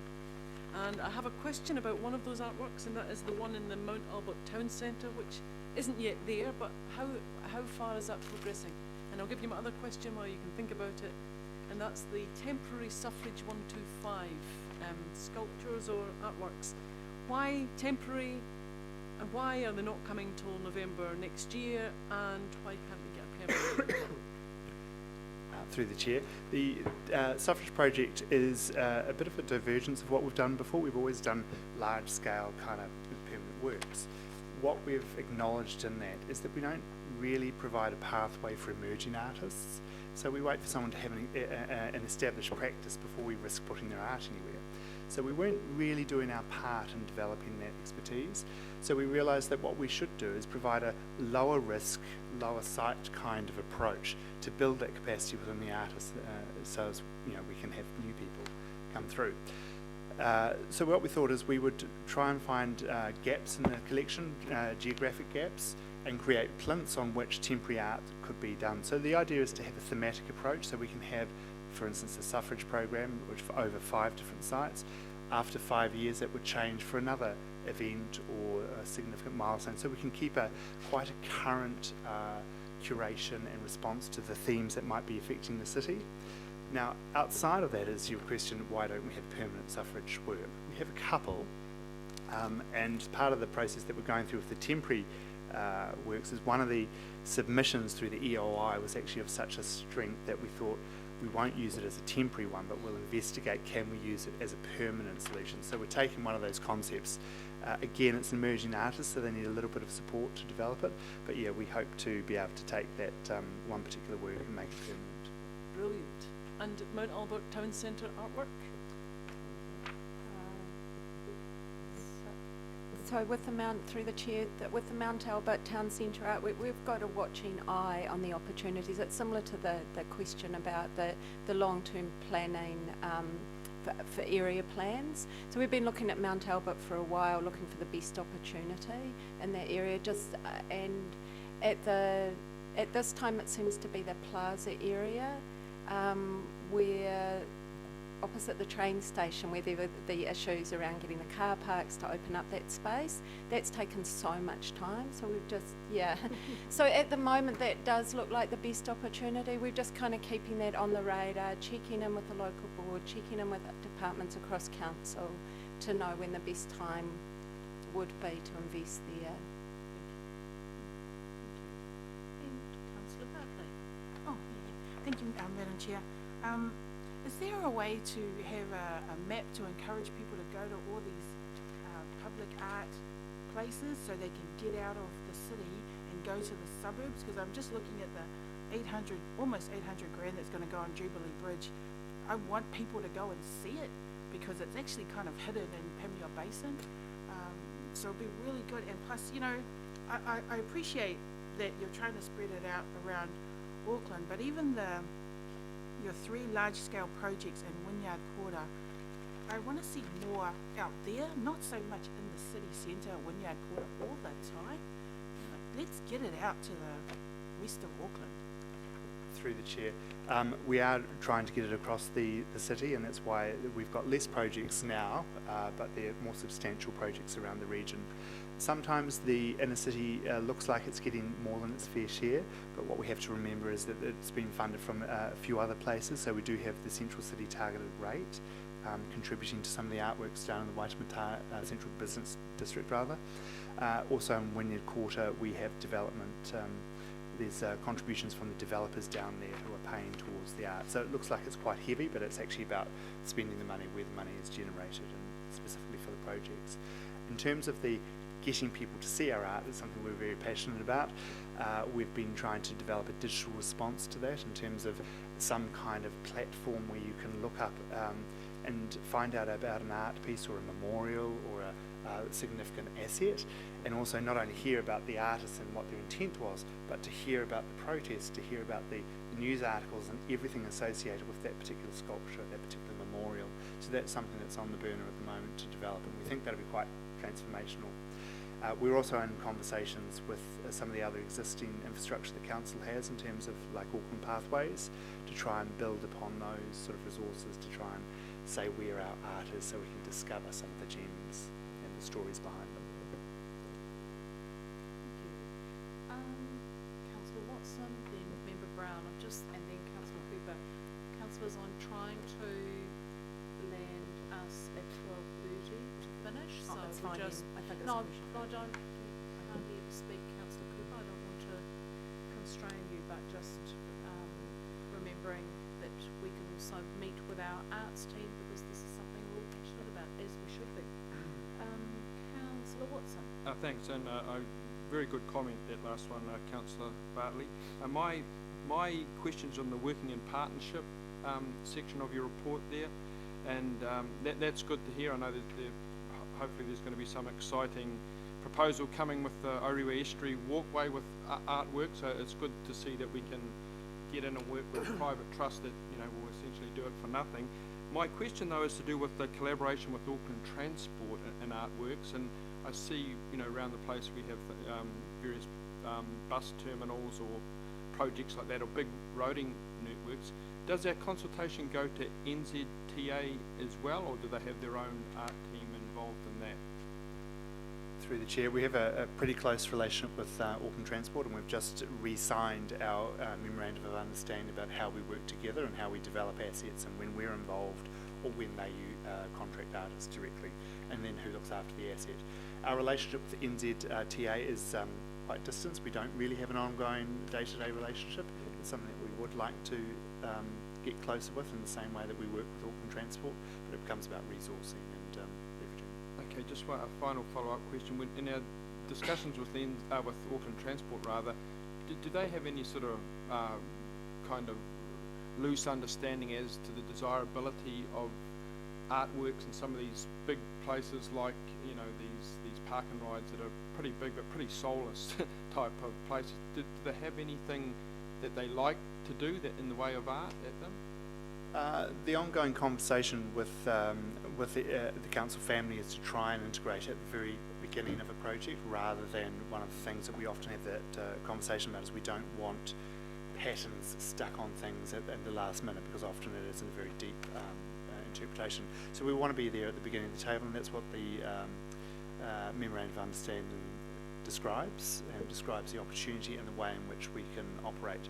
The biggest thing for us is to try and educate ourselves and our council family that we have an arts team and an arts policy that can be used for good benefit, and often the collaboration can actually help with budgets as well. So it's about communication at this point, but I think the memorandum of understanding sets it out and is a starting point for us to leverage off.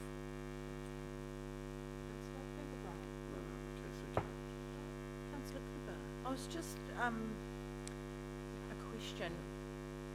Councillor House and I had a meeting with Corbin Estate last week, and just talking about the Unlock Henderson, etc. And there's a proposed walk bridge over the stream, over the Opanuku to Corbin from the current location where the council is. And they were talking to AT, and they said, well, of course we want an art bridge because in Waitakere that's what we've done for years, and we've also worked really well with NZTA, hence a lot of the bridges up there. I think we're going to take the credit that they started actually doing nice walk bridges over motorways. But they were told by AT, no, you're not having an art bridges, you've got plenty. And I just wondered what you thought of that kind of comment from AT, given your comment just now that we don't want to add things on at the end, we want to put it into the design. Through the Chair, I'm not familiar with that most recent update, but we've certainly been working with Panuku on that footbridge in terms of giving them the structure of how we would approach an artist in an EOI. So they've had all of that sort of structure of how we would work together. So as far as we're aware, that was from Panuku and us a good That's solution. good that you're onto it and they're onto it. So yeah, we just don't want to have the art ATB, our art arbiters. Awesome. Wouldn't it be great if we went back to the 1% of every build budget that was arts component built in right at the beginning? I will continue to advocate for that. Thank you. We've got moved, seconded. I'll put that. All those in favour, please say aye. Against? Carried. Thank you, wonderful arts team. Thanks for your time.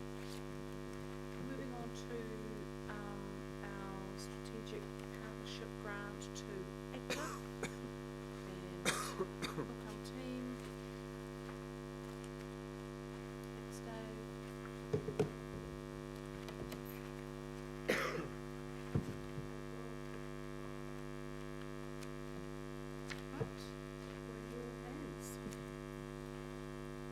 Good morning. Thank you, Madam Chair. I've just got a really brief presentation just to run you through this and hopefully answer any questions you may have. So the purpose of this paper is to, receive reporting from Active Auckland Sport and Recreation as requested by the Environment and Community Committee on the 5th of December, and also propose an ongoing 3-year investment into Active to deliver sport and recreation outcomes in line with the Auckland Sport and Recreation Strategic Action Plan.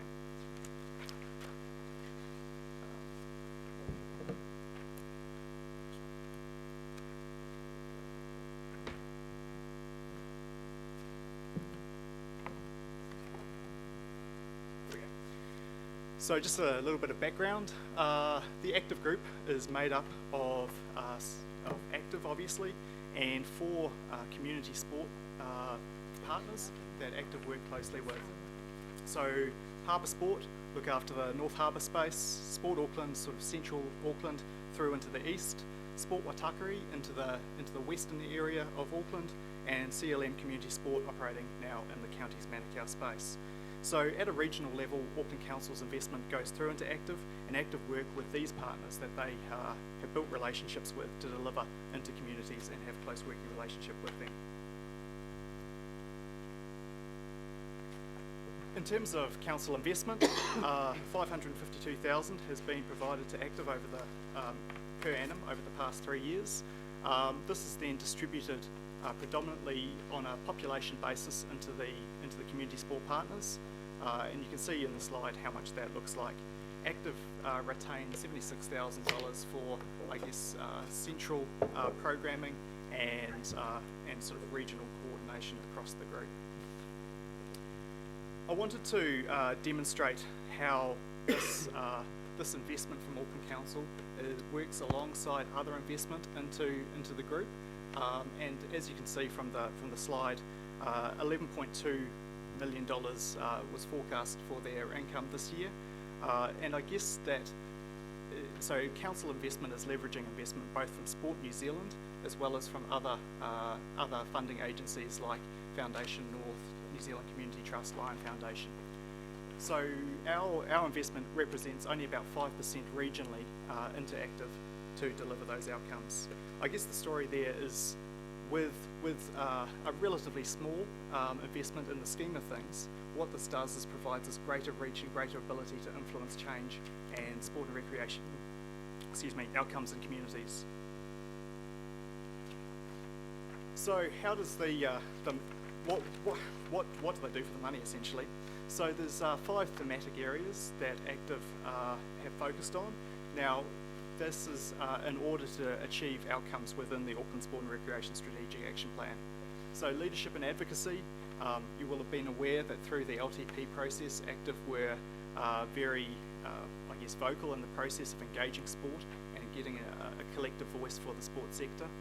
Schools and communities, this is, a real focus area for them in terms of reaching young people and providing opportunities for young people to be more active. Coaching and talent development, so looking after our sport programs and making sure that through sport we're achieving the best possible outcomes for our sector. Sector development, so working with various sports organisations out there, clubs, regional sports organisations, to increase their capability, whether that be working on programs such as new strategic planning, helping them with their marketing and communications, how to provide really inclusive opportunities within their club environments, and spaces and places, so facilities which we know are a key enabler to sport and recreation, and helping ensure that we have the best quality and best provision of sport and recreation facilities. The group aims to reach all Aucklanders, but as we know, there's a shortfall in how much we can do. So they've had to be really explicit in who they're targeting. So the targeted population groups are predominantly young people aged 5 to 18 years, girls aged 10 to 18 years, and there's an ethnic lens across it with Maori, Indian, Samoan and Chinese being targeted population groups. As we know, they tend to have lower participation statistics. So the good news of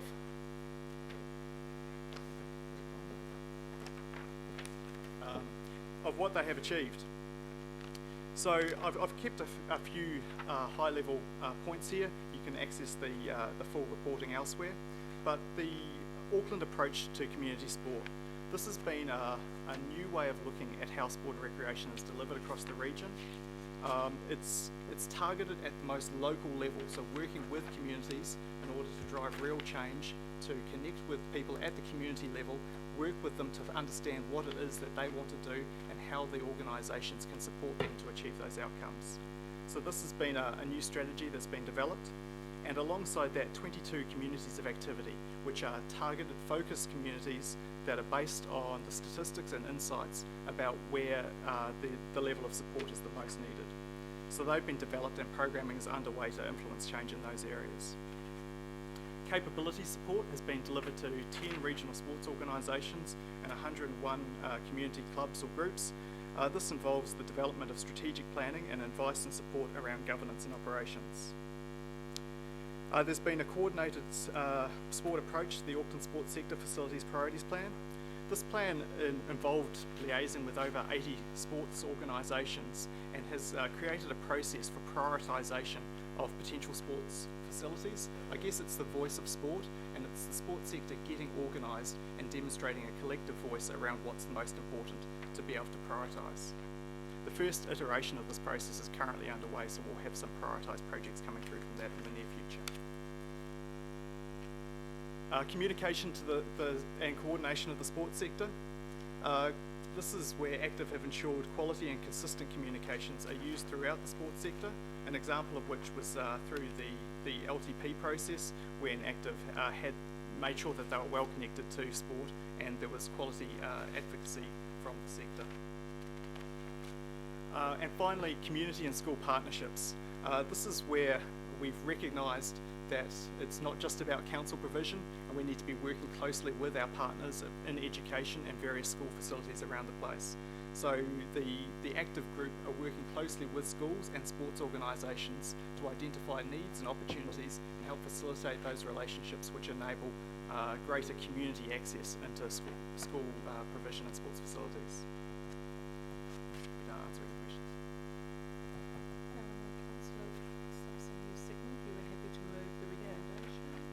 Thank you, Madam Chair. Yes, I am happy to move the recommendation. I think I think what we're doing here is really, really positive. My question, however, is on the next steps. Should the resolution go through, when will the funding agreement be prepared, along with the KPIs and the North, South, East, Central, etc. sorted out? And how will you keep the ward councillor? I mean, if we support this is something that we're doing regionally, right? How will you keep the ward councillors informed as to that progress? Will it be just via material that comes back to this committee, or on specific projects will there be a loop there? Because I think there's been a bit of a gap in the past, so I'm just interested in those two questions. Sure. Through the chair, the last time we came to committee, there was a amendment to the resolution to bring back reporting to this committee 6 monthly, which we'll be doing now. So that'll be an ongoing work program where we inform the committee about achievements against the KPI 6 monthly. At the local level, the regional sports trust or community sport partners work with the local boards. I do acknowledge that there is an opportunity to engage with the ward councillors more regularly around pertinent projects. So that's my point. So if you wouldn't mind, just because we funded it, so therefore it wouldn't happen without, and yet we get left out of that loop. So it's our one little, we don't do parks, we don't do community facility. It's our one little chance to have acknowledgement locally, I think, around this funding. So thank you. Thanks. And a good report too, and it's very satisfying to see the leveraging that occurs in investment. My question is to do with the targeting. So the targeting is largely at school students 5 to 18 and various groups therein. I just wonder, given that the overall desire of this is to make a meaningful change, how that really rolls out in practice. Schools have their own PE teachers, their own courses, their own kind of programs. What's the ability of ACTA for their agents to provide the sort of advice or expertise or input that actually changes those participation rates, or maybe even the attitude to participation, which is a problem for quite a number of schools in terms of dealing with less than receptive students? What's their ability to get into the real basics of getting young people to actually do more? Sure, through the chair.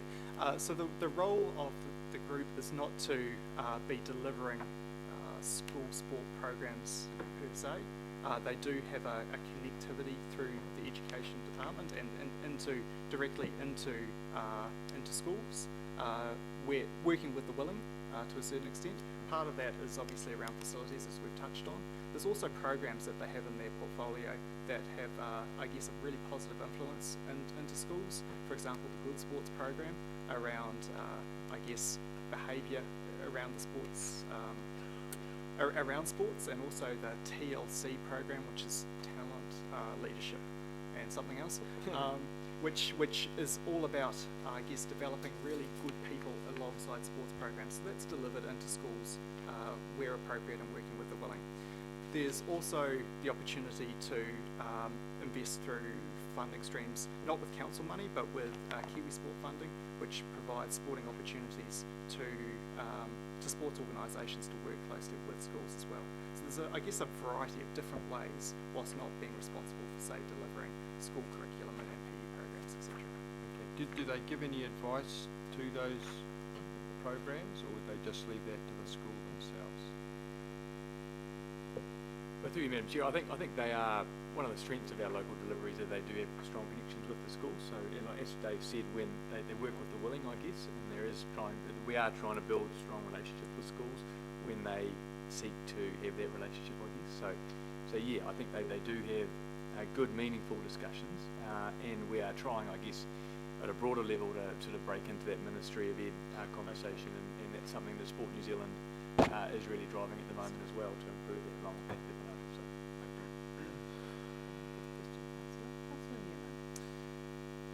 Chair, I'm sceptic of these guys. With respect to the regional investment, I note that of the $552,000 that Auckland Council invests, $76,000 of that is taken up by Active, presumably for overheads. Quite a lot of money. I worked that out. That's around about 14% of the total contribution that we make. On the overall investment, Active's taking 550,000, which we extrapolated, that's about 5%. Why is our contribution nearly 3 times as much as the sum total? Through the chair. So the council investment that's used by Active is for delivering some regional projects that they oversee. For example, I mentioned earlier the Auckland Sports Sector Facilities Priorities Plan. That's a role that's driven directly out of Active in terms of the liaising with the various sports organisations, coordinating the applications through to that process. There's that program, there's the volunteer program that they manage as well. So there's significant regional, delivery that they do.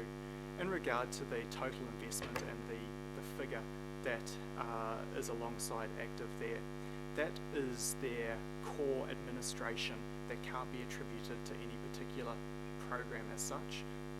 So the way that those figures have been laid out, where there is regional delivery into a local area, that spend is being allocated to that one of the 4 geographic areas within those statistics.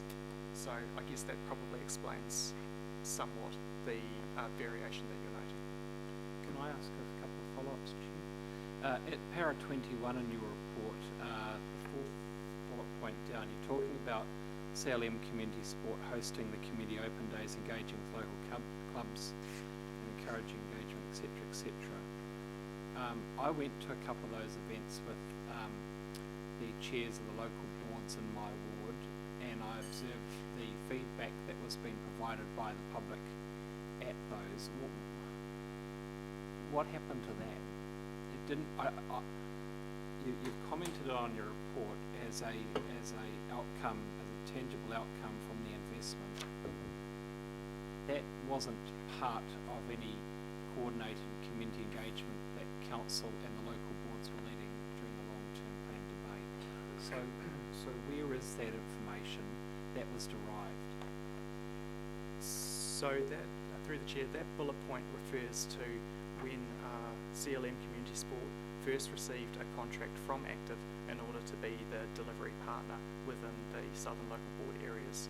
So as a first step, and to, understand more about what the community was seeking from that entity, they undertook to run those local events to be able to, provide an opportunity for local people to be able to get active, but secondly, in order to be able to hear the voice of the community. So they have incorporated that into their planning, into their communities of activity plans, and also into their ongoing, development as an organisation. Final question, Chair. In making your recommendation to support this, you've noted that the distribution of the monies to the local community sports providers, you've listed 4 of them. The first 3 are Regional Sports Trust. The 4th one, CLM Community Sport, that's a leisure management company, different model. I asked the question, I made a comment at the last time we had this discussion, and do you continue to be satisfied that in relation to the South, rather than a Regional Sports Trust, we have an arrangement whereby we're channeling money through Active, with their overheads funding Active, and that the money for the South goes to a leisure management company, which is different from Regional Sports Trust? Through the chair, the CLM have, established a new branch to their business, which is CLM Community Sport, which is solely focused on delivering the outcomes for that community, rather than, the broader portfolio of them as a leisure management business. So they've provided that new stream to their business to be able to achieve the outcomes that we're seeking from them.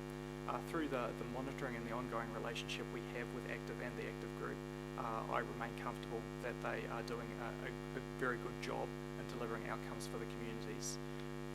There is still the opportunity as well for the legacy RST within that within the Southern local area to be working in communities with a different lens to what the Active Group are doing. Reserve the right to speak, Chair. Well, that's it. Oh, okay.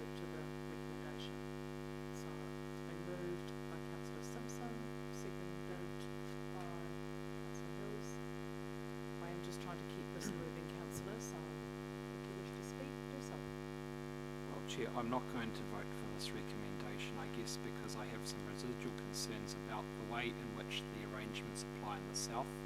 I don't believe that having a leisure management company is an adequate substitute for Counties Manukau Sport, and I continue to have concerns about the overheads in relation to this particular organisation. So I'll have to just, if my vote in dissent can be recorded. Thank you. Councillor Simpson? So I just want to speak briefly in support. Brilliantly. Brilliantly. You are always brilliant. Brilliantly, elegantly, We'll all and vote briefly. accordingly. You know, if we look at, we've paid this organisation the same amount of money for a long time, and if we just have a look at the figures, that between 2013 and 17, Auckland grew by 160,000 people, you know, the same size, Hamilton, etc. We're actually keeping the same level of investment. For me, it's actually about the KPIs and the involvement of council in monitoring that and keeping this on track and relevant and spent accurately. So, I mean, if you look at the actual resolution, it's the amount of money, and look, they didn't even ask for any more in the LTP. They asked for a greater level of sport investment, but they didn't actually ask for any more money. But actually, the priority initiatives don't have a problem so much. For me, the absolute devil in this is in the detail. And I suppose if I was going to be really specific, I would almost put up, Madam Chair, a B that actually talks about prefacing this on that funding agreement and the KPIs, because I think, you know, I understand your concerns, Councillor Newman, and I remember them in the LTP, but I think if we actually got that detail correct, there would be far more comfort in actually what we're trying to do. So look, I am happy to move it. Madam Chair, over to you, but if you see what I'm saying, I think if there was a B, it would be to, you know, subject to the confirmation of specific KPIs and deliverables to complement the funding, because it's a bit of chicken egg. You sort of give the money and then you do the cake, then you do the. That's why I asked my question. You give the money in concept, then you do the funding agreement with the KPIs. It's almost that actually you don't give the money till that has been done. And if that's the case, let's I think mention that. Here where you're coming from, I'll just ask now, Dave, Rob, one of our team. Rob? Yeah, through Madam Chair. So the funding won't be released until we have a funding agreement in place.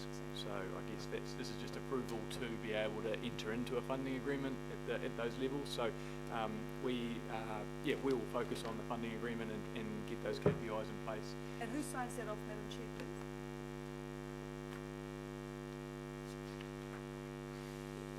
Through Madam Chair, that would be through the General Manager of Parks, Sport and Recreation as a delegated authority. Well, with respect, do you think it needs some political oversight as well, or not? No? No, I don't. I think we are overthinking this a little bit. We're really clear what we want to be achieved. We have worked out the budget. We've got some really clear guidelines that we've already set. The staff will set that up in the partnering arrangement that's set up, and then the bigger issues and governance level get reported back to us. So I think we'll probably be doing a little bit of governance management over late. And through you, Madam Chair, we will come back each year, and we won't be establishing, I guess, the full 3-year agreement and KPIs. It'll be reviewed every year, so there'll be an opportunity to seek that feedback and adjust as we go. Okay, I'll put that. All those in favour, please say aye. Aye. Aye against. And we'll record Councillor Newman. Councillor Bartley. Thank you. So that's passed. Moving on to item 12. Now I'd just like to invite Lydia Sissini to address us. Welcome, Madam Chair. Sorry, I didn't think it would take quite so long to get to this item, so thank you for your patience. Thanks, Madam Chair, Mayor and councillors, and it's been really good just to sit back and listen to all the different presentations that are on your agenda today. Madam Chair, I'm just going to shoot straight to our small commentary because I've had to read things very quickly. And so we as Māngere Ōtāhuhu Local Board, we are supporting the recommendations, but I do want to just ask that the governing body or this committee would just make a couple of notes. Firstly, we support the recommendations because we as a board have come to this committee and other to raise the issue of the Ōtāhuhu or Māngere Citizens Advice Bureau and Ōtāhuhu Citizens Advice Bureau. I believe it's an agency at this point. The reason why we have continued as a board to fund this very necessary service in our community, it has been a growing need, and I do want to acknowledge a number of comments, particularly the seniors, in terms of their volunteer capacity.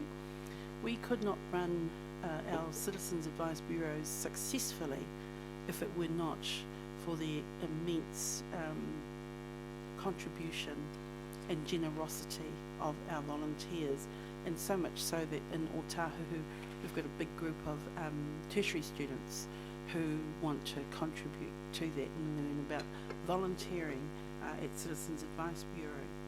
So the recommendations before you, Madam Chair and Councillors, address the gaps in the network that is being outlined by ACAB.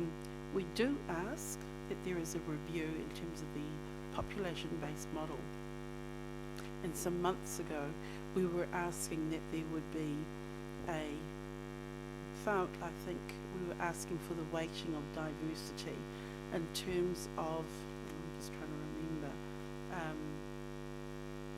deprivation, because of the issues that we face. So in the south, the Citizens Advice Bureau in the cluster in the south is really heavily used, particularly because of the challenges of economic and social in our communities that I'm sure many of you are already familiar. We do ask though, Madam Chair, that the supplementary funding, that there is a strong consideration. We as a board have funded 26k to prop up the Citizens Advice Bureau because we see the necessity of the service in our community. And that's probably it, Madam Chair. It was just to really focus on our support as to why we are supporting the officer's recommendation in the report, but we would ask those to note, and happy to take any questions.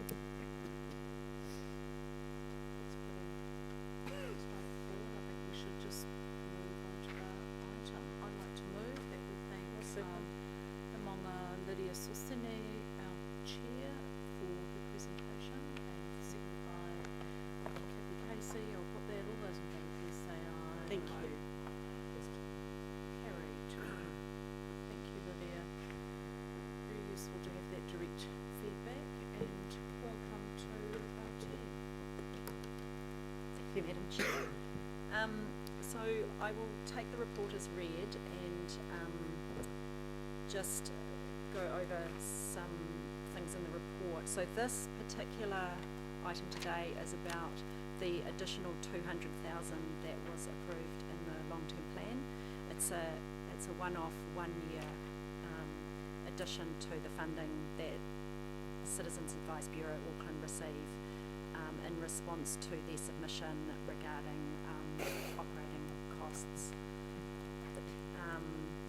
So the long-term plan sought feedback from staff on the distribution of this funding. The recommendation is that the funding is allocated in three parts. Firstly, 100,000, so half of it, to maintain the current levels of service through a targeted allocation to Bureau. This supports ACAB to distribute the funding to respond to community need and particularly capacity or operational needs within Bureau. Second part is 60,000 to develop and test new service models to improve provision of CAB services. So this is in response to growth rather than defaulting to new sites, looking at what are other ways of delivering the service.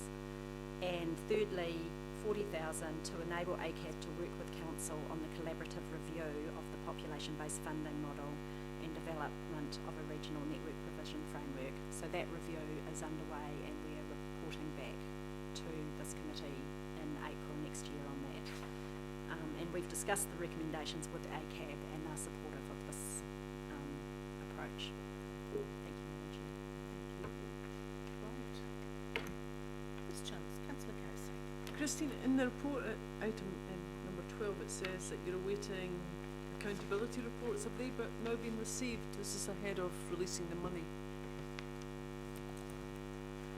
Those accountability reports are due on the 31st of July in relation to last year's funding, and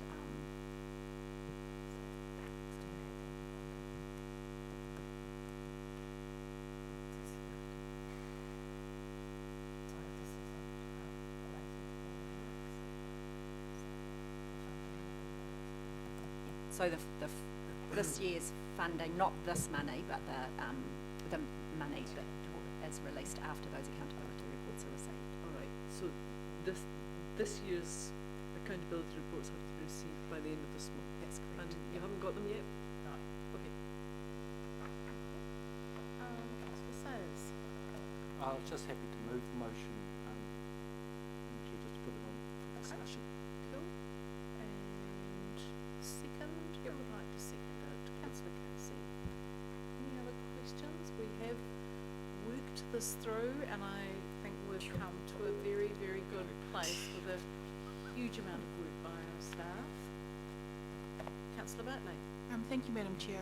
I was of the mind of just give them the whole lot and let them figure out how they want to deal with it, because you know they need the money.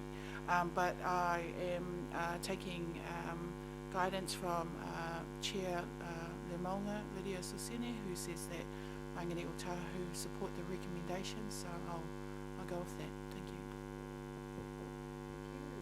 Right. I'll put the recommendations. Have been moved and seconded. All those in favour, please say aye. Aye. Against? Carried. Thank you so much, team. Well done. Very, very good work there. With a large degree of complexity. So our final full item is the zero carbon submission, and warm welcome, John, Chief Sustainability Officer, and Sarah. We've got a presentation and a thing. Is this on here? It is, I don't yes. need paper then. Fantastic. Councillor Cooper, you win the vote for the most Look at that. sustainable councillor around this It was a table. test, it was a Well test. done. Kia ora koutou o te tia mana, tēnā koutou ngā mema komiti. Ko John Morrow Takangoa, and I'm here to talk about the zero carbon bill submission with Sarah Anderson and the team. Slam dunk for climate change, really. We'll take the report as read, but just a few slides to give you some context and to make a connection to something you participated in last week. Oops. So just a quick highlight of, if there's one slide to get you up to speed with what the zero carbon bill is, this is it. Basically, it sets the policy architecture for our transition to a low emissions or even zero emissions climate resilient New Zealand. It provides stability, transparency, and long-term certainty to all sectors, and it creates pathways to get there without leaving people behind. The specifics of the bill and that the submission addresses are a new 2050 target, emissions target, and associated budgets, as well as establishing a new independent climate commission to guide this transition over the next several decades. It also considers climate adaptation as part of the package. Great. You might remember a similar conversation just from last week that we had, because we did actually talk a little bit about the zero carbon bill there. And we had, with most of the folks in the room actually, we had a really good conversation about the vision for Auckland as it relates to the zero carbon bill and as it relates to our vision for a city that's climate proof. And these are the things that we heard. We heard a lot more than this, and we're typing it up and we're analyzing it. But these are some of the themes that came through directly from you from that workshop, including the bottom, which was a pretty salient comment about incorporating the purpose of this bill into our approach locally with Auckland. There are 6 points in the submission.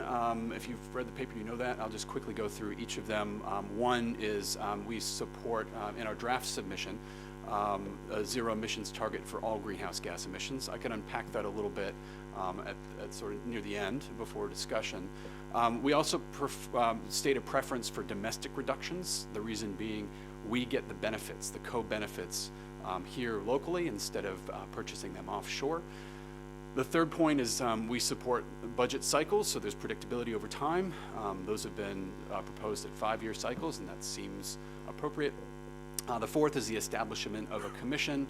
And you'll note a nice parallel to the approach we're taking here in Auckland, where we, both Mayor Goff and Councillor Holtz, invited an independent commission to check and challenge our work as we develop in the Auckland's Climate Action Plan.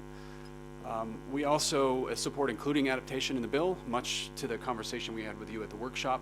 Doing them together makes things less confusing and actually creates a whole host of opportunities for multiple outcomes from one spend or one intervention. And then we also provide some additional advice to consider land use and planning policy, think about the just transition, partnership with Tangata Whenua, and actually supporting local governments to make this transition as well.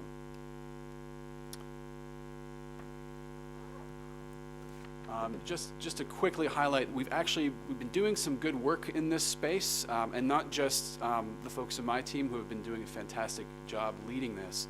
It's really been all hands on deck from council. You'll see our working group includes quite a few folks who are regularly here at this committee. It also includes a group of others we pulled in, not expressly as part of the working group, but the ICT team and ATEED and TSI and community facilities and parks.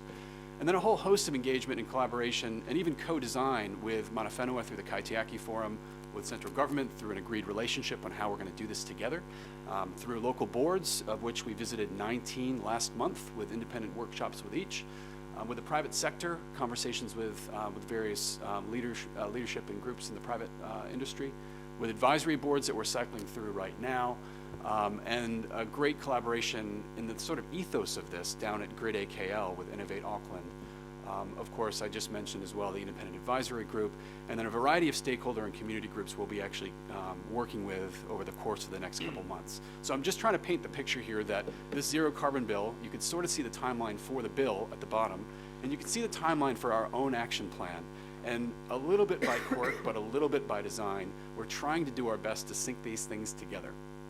That gives you a sense of the timeline. It's a pretty aggressive timeline on both our parts, really with a bill in force by April, as well as our own plan adopted by this committee. I will just add a few other bits and pieces based on the first issue, which is the targets, if that's appropriate, and sort of deferring to the chair here. Is that so? This is a conversation being held across New Zealand right now, and suffice to say, we don't know what the result of the submission period is going to look, but we've been hearing quite a bit of support for the first, our submission and the target that we're proposing, which is all greenhouse gases. And the reason being, I think there's sort of many layers to this, but the quick reason for that is that as a country, with the last government, we made a commitment in Paris to join our Pacific neighbors and friends as part of the High Ambition Coalition to get to a maximum of 1.5 degrees temperature rise. And in doing so, we really set ourselves on an ambitious trajectory to playing our part and realizing that what we do here locally matters on the global stage. So the all greenhouse gases is probably the most ambitious target, although the modeling from NZIER illustrates that it's the same amount of GDP impact as the middle target. And it also allows us to both lead with some pragmatism, because instead of trying to solve a problem at the next half of the next century, we're actually saying now we don't have the answers, but we know where we want to go, and therefore by stating that explicitly in the bill, we'll actually provide the levers, the incentives, and the support for some industries like agriculture, for instance, to get there with us. And I think our analysis is that deferring that decision or sort of downgrading that to a stabilization of methane, for instance, won't actually put in place the levers that we need to actually transition our industry and stay competitive globally. I'll stop there. Okay. So I know, and councillors and members, we're on page 101, is that key block that we're talking about, and this is the net zero carbon dioxide by 2050, net zero long-lived gases and stabilised short-term gases by 2050, or net zero emissions by 2050, which is the recommended approach. And this is the one where there probably is the most discussion. It's a bit of a rural-urban issue, and I just want to ask the Mayor, who's raised some of this quite wisely and opened it up for discussion. Mayor Phil. Yeah, thank you, Madam Chair, and thank you, John and Sarah, for a paper. I think the paper overall is really good. I do have some queries, however, about the recommendation in item 1 dealing with the 2050 emission target, which you've just referred to. Council until now, as I understand it, has gone for the middle option, which is the net zero long-lived gases and the stabilised short-term gases. The short-term gases last about 12 years, the long-term for hundreds of years. So a lot of people around the world are separating those two. And why I raise the question is because I know Jeanette Fitzsimons, who's well known around this table as a strong climate change activist to do everything that we should do, actually doesn't support the net zero emissions across all gases. She supports separating short-term gases from long-term, and the reason that she does that is partly because of the impact of short-term gases, partly because we can still achieve our goal of zero emissions with the middle option, but she thinks that the net emissions across all gases will be really difficult and put incredible pressure on farmers. And interestingly, Gen Zero is another group that is supportive of separating reducing the short-term gases from the long-term gases. And I've got a couple of questions arising out of that. One, I'm curious that we're going beyond two groups that would be regarded as amongst the strongest advocates for doing everything we need to on climate change. Secondly, I wonder, you mentioned, John, in your comments that you want to get agriculture there with us. Has this been discussed with our Rural Advisory Panel? Because if it hasn't, I think we've got a problem. It's going to be really important to them, and they need to have been part of the discussion at this point. And the third thing is, I wonder just how much you have analysed the impact on them and whether they can realise that without an extraordinary impact on them. I've always supported bringing agriculture in. I did in government and I do now, but I'm wondering whether we're going a step too far and whether it might not be better to go for the most achievable, the doable, that achieves the zero carbon emissions, and then expand if we can, rather than setting an ambition that takes us beyond what might be achieved and then have to come back from that. My preference would be to go as far as you can and then expand further if you're able. And my feeling very strongly is that, you know, as you used the term, we need to carry this sector with us, and I'm not sure that this recommendation will carry that sector with us. So perhaps if you could comment on some of those points. Absolutely. Thank you, Mr. Mayor, and through the chair. You raised some great points. So look, I'll try to scribble down each of them, and I'll try to get to them. And if I don't remember them all, then I'm sure I'll remind Sarah you. will, and you can remind me. So look, I mean, this wasn't something I think we took lightly, and obviously this is just a recommendation, and we'll ultimately do what the committee, you know, wants to endorse. It's fine with us. The difference here is I think short-term gases is perhaps a misnomer, because I think there are some gases that actually stick around for a long time. And stabilizing those gases won't actually have much of an impact on reducing our impact in global warming. It'll just hold the line. We're not asking for, or this bill is not asking for, a rapid transition to net zero in even a decade. And I think the point that we're trying to make here is that if we know where we want to go, which actually in our analysis is that agriculture is with us, that we are producers of net zero agricultural products as a country. We've got a global edge there. Stating that commitment up front allows us to get on board faster and to provide some urgency for the transformation we need. So things like incentives, things like innovation are driven by that urgency. And I think if we do put this off, it'll allow us a little bit more time to kind of come up with an answer, but we'll come up with the same answer after perhaps other countries have, and there might be a competitive disadvantage there. So that fed a little bit into our thinking. I think your point about it being really difficult, hey, let's not mince words here. Either one's going to be really difficult. Let's just be honest. This is pretty big scale transition, and luckily the whole point of the bill is to say, we know what we need to do. It's going to take a long time. It's going to be hard. Let's set some transparency and predictability for that change. On the Rural Advisory Panel, we've been to the Rural Advisory Panel at least once, it might be twice, to talk specifically about the impacts of climate change to the sector. I wasn't at those meetings, but from what I can tell, I think Sarah was. There were some pretty salient comments made and some great agreement on action in the space. We didn't unpack the zero carbon bill explicitly, from what I understand, because that wasn't the purpose of it. It was talk about Auckland's transition. But we can go back and do that and keep engaging the Rural Advisory Panel and the sector in this conversation. We simply have to. I'm going to just pass it in case there are things I'm forgetting or questions that you've raised, Mr. Mayor, that I'm neglecting. Make sure. I can briefly, we went to the Rural Advisory Panel recently on the Climate Action Plan to gather their thoughts and what their priorities were. And that actually was last week, I think. No, it was a bit longer ago. So as John said, we didn't unpack this issue in particular, but we spoke a lot around what mitigation and adaptation look like. And the Rural Advisory Panel had a very strong focus on adaptation and serious concerns about what climate change actually means for the sector. And so that was very much the focus of the discussions, less so than the emissions particularly. But as John said, we can go back, or we are going back as we progress the Climate Action Plan. I've also been in touch with a number of cities in this space. LG&Z has a working group, and they're going to be providing a submission as well. And I'm just one of many voices at that table suggesting what the position should be. But I think the sense I get is that I think worried might be putting it a little bit too far. If we're lagging behind other cities making a statement about a full nuclear-free movement instead of sort of almost there, it's a bit of a reputational vulnerability for us, if I could just be honest.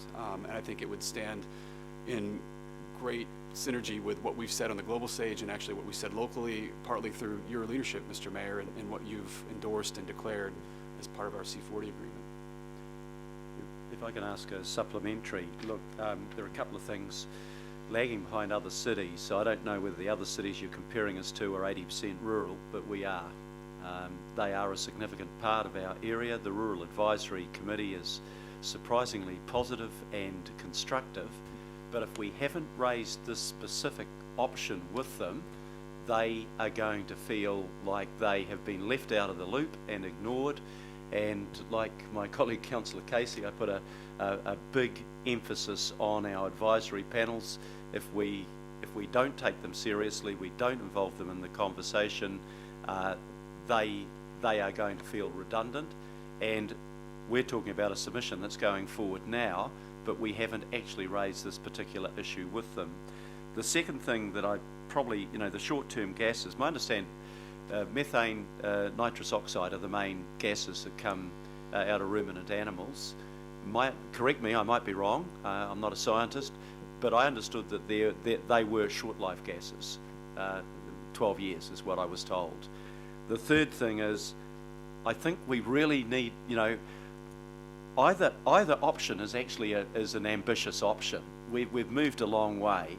Both will achieve zero, but one at a slightly higher temperature. But what I'm really keen to do is make sure that what we're going for is doable, achievable, and not something that we start down the track, we have a shit fight over it, to use the French term, and then have to back down. I would rather do it the other way. Have we really analysed the doability of this and the impact on the agricultural sector?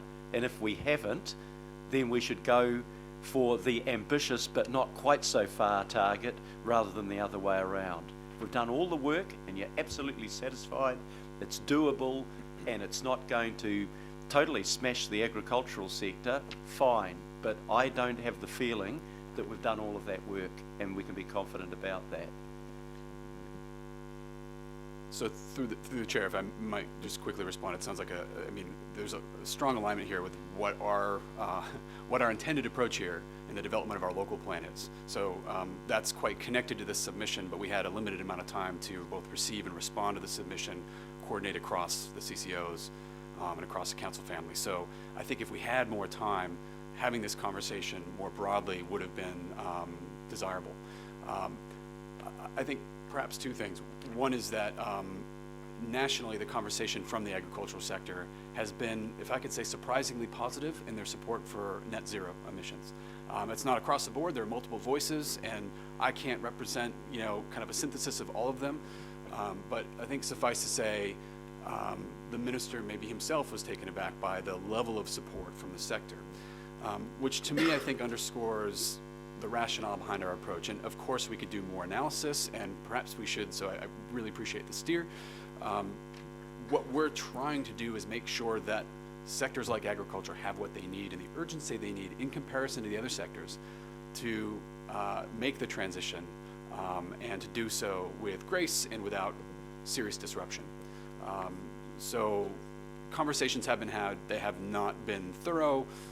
That's not necessarily our role. It's still out for submission. Government's coming back actually to do a zero carbon bill event in Monaco on Thursday. It's another opportunity to have your say. They did one here before that we supported and coordinated with them. So points all taken. It depends on how detailed we want to do the analysis on the impact to our own sector, of which the emissions are relatively small compared to things like transport. That's right. Let's take some other comments and then we'll work out the way forward. Sorry, and sorry, may I add one more thing through the chair? I was just made aware by the quiet genius in the back in my team that actually nitrous oxide and nitrogen has about 114-year life in the atmosphere. So methane, you're absolutely correct, Mr. Mayor, that is 12 years. But there are other components that actually have a longer life, so hence a little bit of concern there. Sorry. Good clarification. I've got Member Brown, Councillor Newman, Sayers and Darby. Kia ora. Firstly, we support the recommendations you've put forward. And I really wanted to maybe, in a question, endpoint sense, and for me at least, I'm talking from a coastal environment that's under duress, that's on limited time of occupancy, notwithstanding the single largest ice shelf has just broken off in the Antarctic, from which the inevitable consequences are further duress on my village on the foreshore. So notwithstanding whether gases are short or long term, which industries or communities are either indirectly or directly affected shows over, quite frankly, and has been for some time. I want to pick up on a couple of comments you made around the momentum shift within the industry. You'd call that a generational shift from the traditional operator to the new operator, who's a lot more environmentally informed and aware and responsible. I am part of the community that the Mayor has referred to. I am a current farmer in the rural district of the region, and freely, without hesitation, commit at least our property and asset to this journey. But nothing other than the shelf has broken, the water is rising, the gas is compressing the oxygen we breathe. It's inevitable. So I'm not here with respect to myself as a farmer defecting one industry or defending one against the other. I support the Mayor's view around there should have been communications with that sector. I have an assumption that as members of Federated Farmers, they're already committed to a bill submission of sorts. But the question I have for you was, you know, to make it easy for our community to understand, have you unpacked it from the end point back around the real science that doesn't need debating, like water level rise because of the effects of gas on the Antarctic? Because this conversation of short and long term does nothing for the greater solution of what's still facing the world. And in our case, because of gas and other things, it's sea level rise. So, yeah, I mean, that for me makes it an easy understand for our community around why is it that we're facing these matters that we've never faced, arguably, in the way we have at the moment.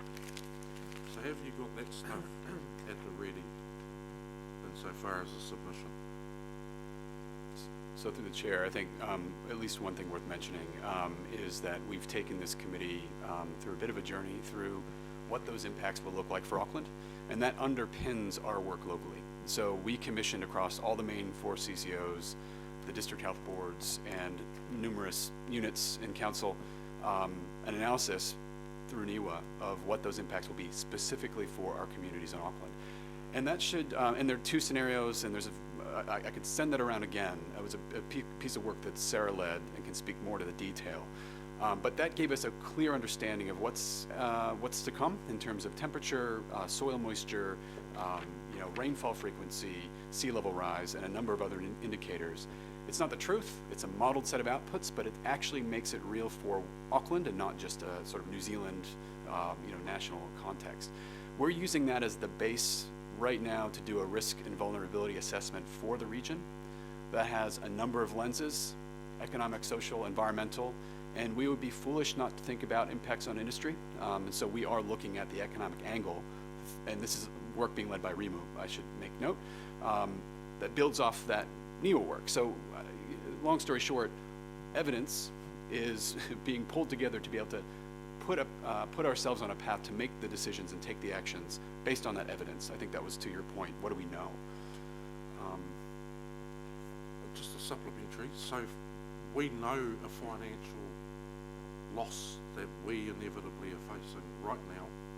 We've just constructed a $7 million asset called Our Marae.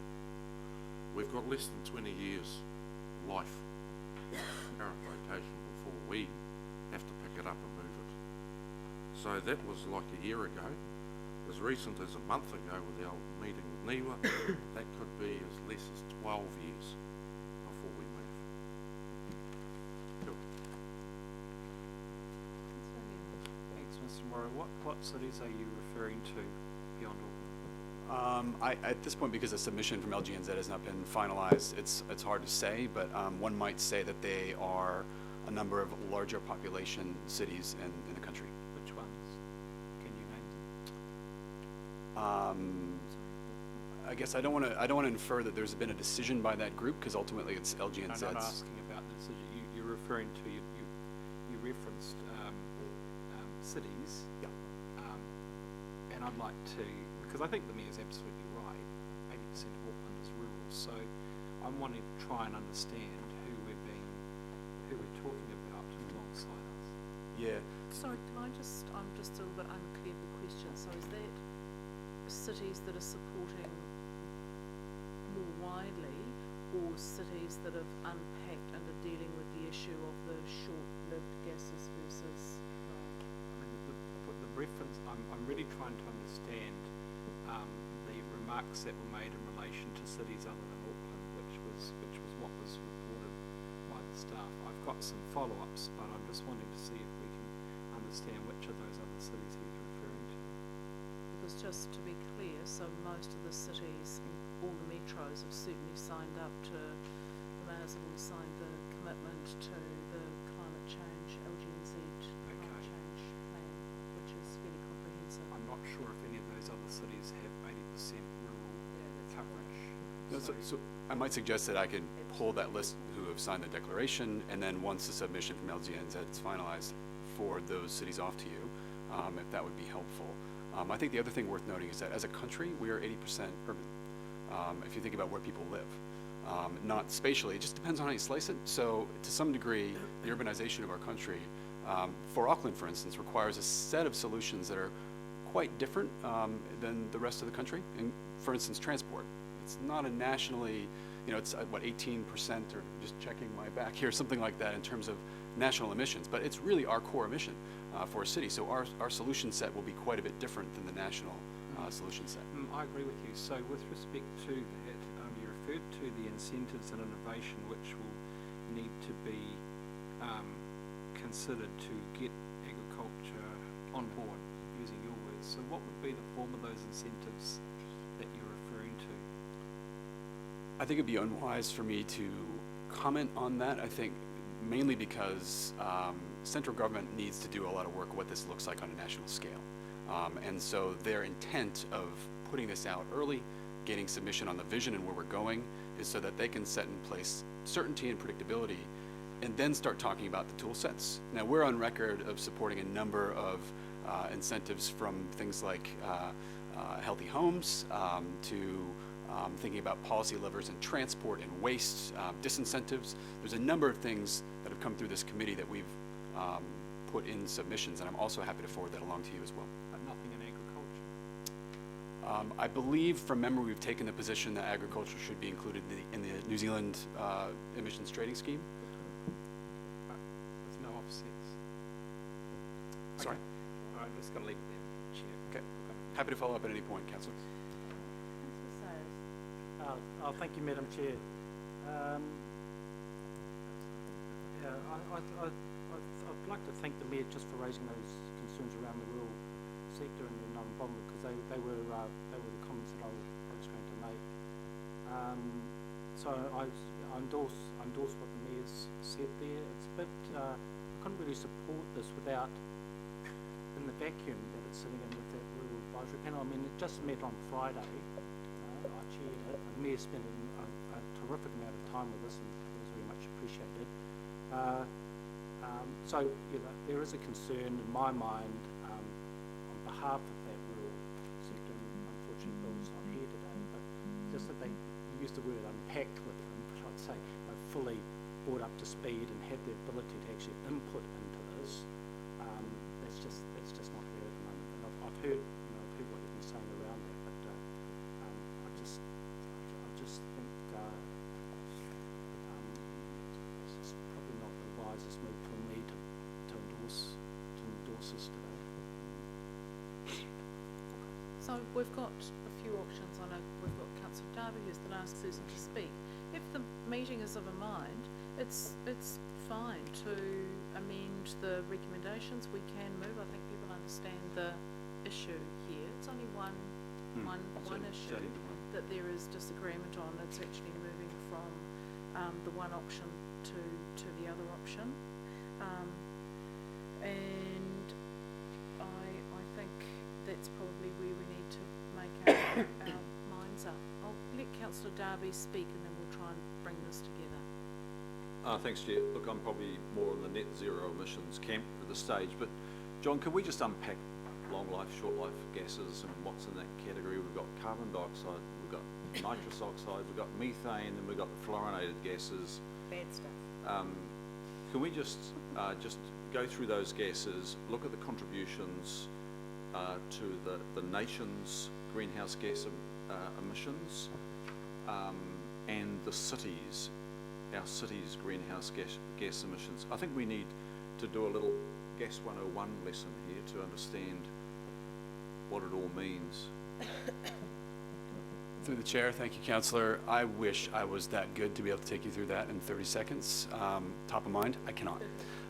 So I could either kind of run through it looking behind me at someone who might have a bit more technical expertise, or we can come back with a one-pager comparison to this committee in the next 24 hours, whatever. It's hard for me to understand. We've explained in the submission short and long term. It's actually in the government submission document, discussion document.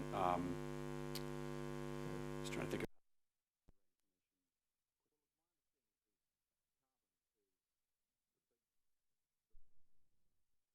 we produce nationally and citywide. Methane also. there is methane production, not just in the rural sector, but also in the urban, Auckland. It's through manufacturing processes and burning of some fuels. The fluorinated, I think we can take it as a given, are really dangerous.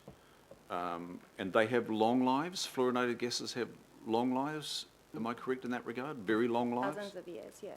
And nitrous oxide, I think it's broadly accepted that nitrous oxide is long and dangerous. So and with higher potency as well, like as nitrous oxide's got, I've forgotten the potency of it, but like methane is around 1 to 16 times the CO2. So it's, you got to think about, it's not just purely methane versus CO2, it's exactly the level of being poisonous, basically. I should say. Right. So the question, Chair, is around methane. That's what I'm hearing it here today. And we're 80% rural, so we need to consult the Urban Advisory Panel. And isn't there a process through the Select Committee, the hearings?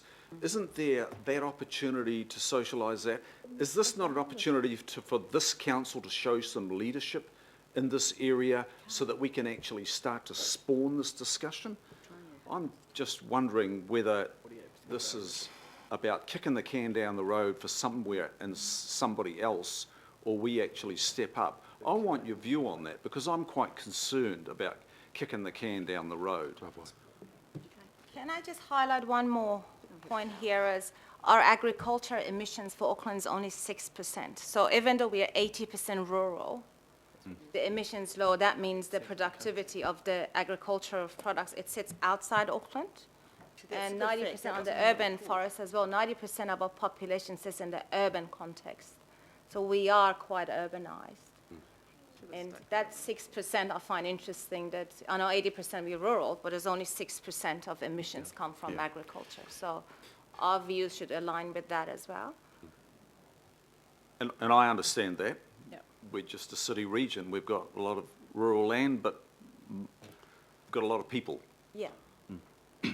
Yeah, I'm just trying to, I can see, and this is a really big issue, and this portion of it is very complex, and it boils down to, do we want to bravely lead at the leading edge, or do we want to, which is equally valid, look at a leadership role as a half urban, half rural council?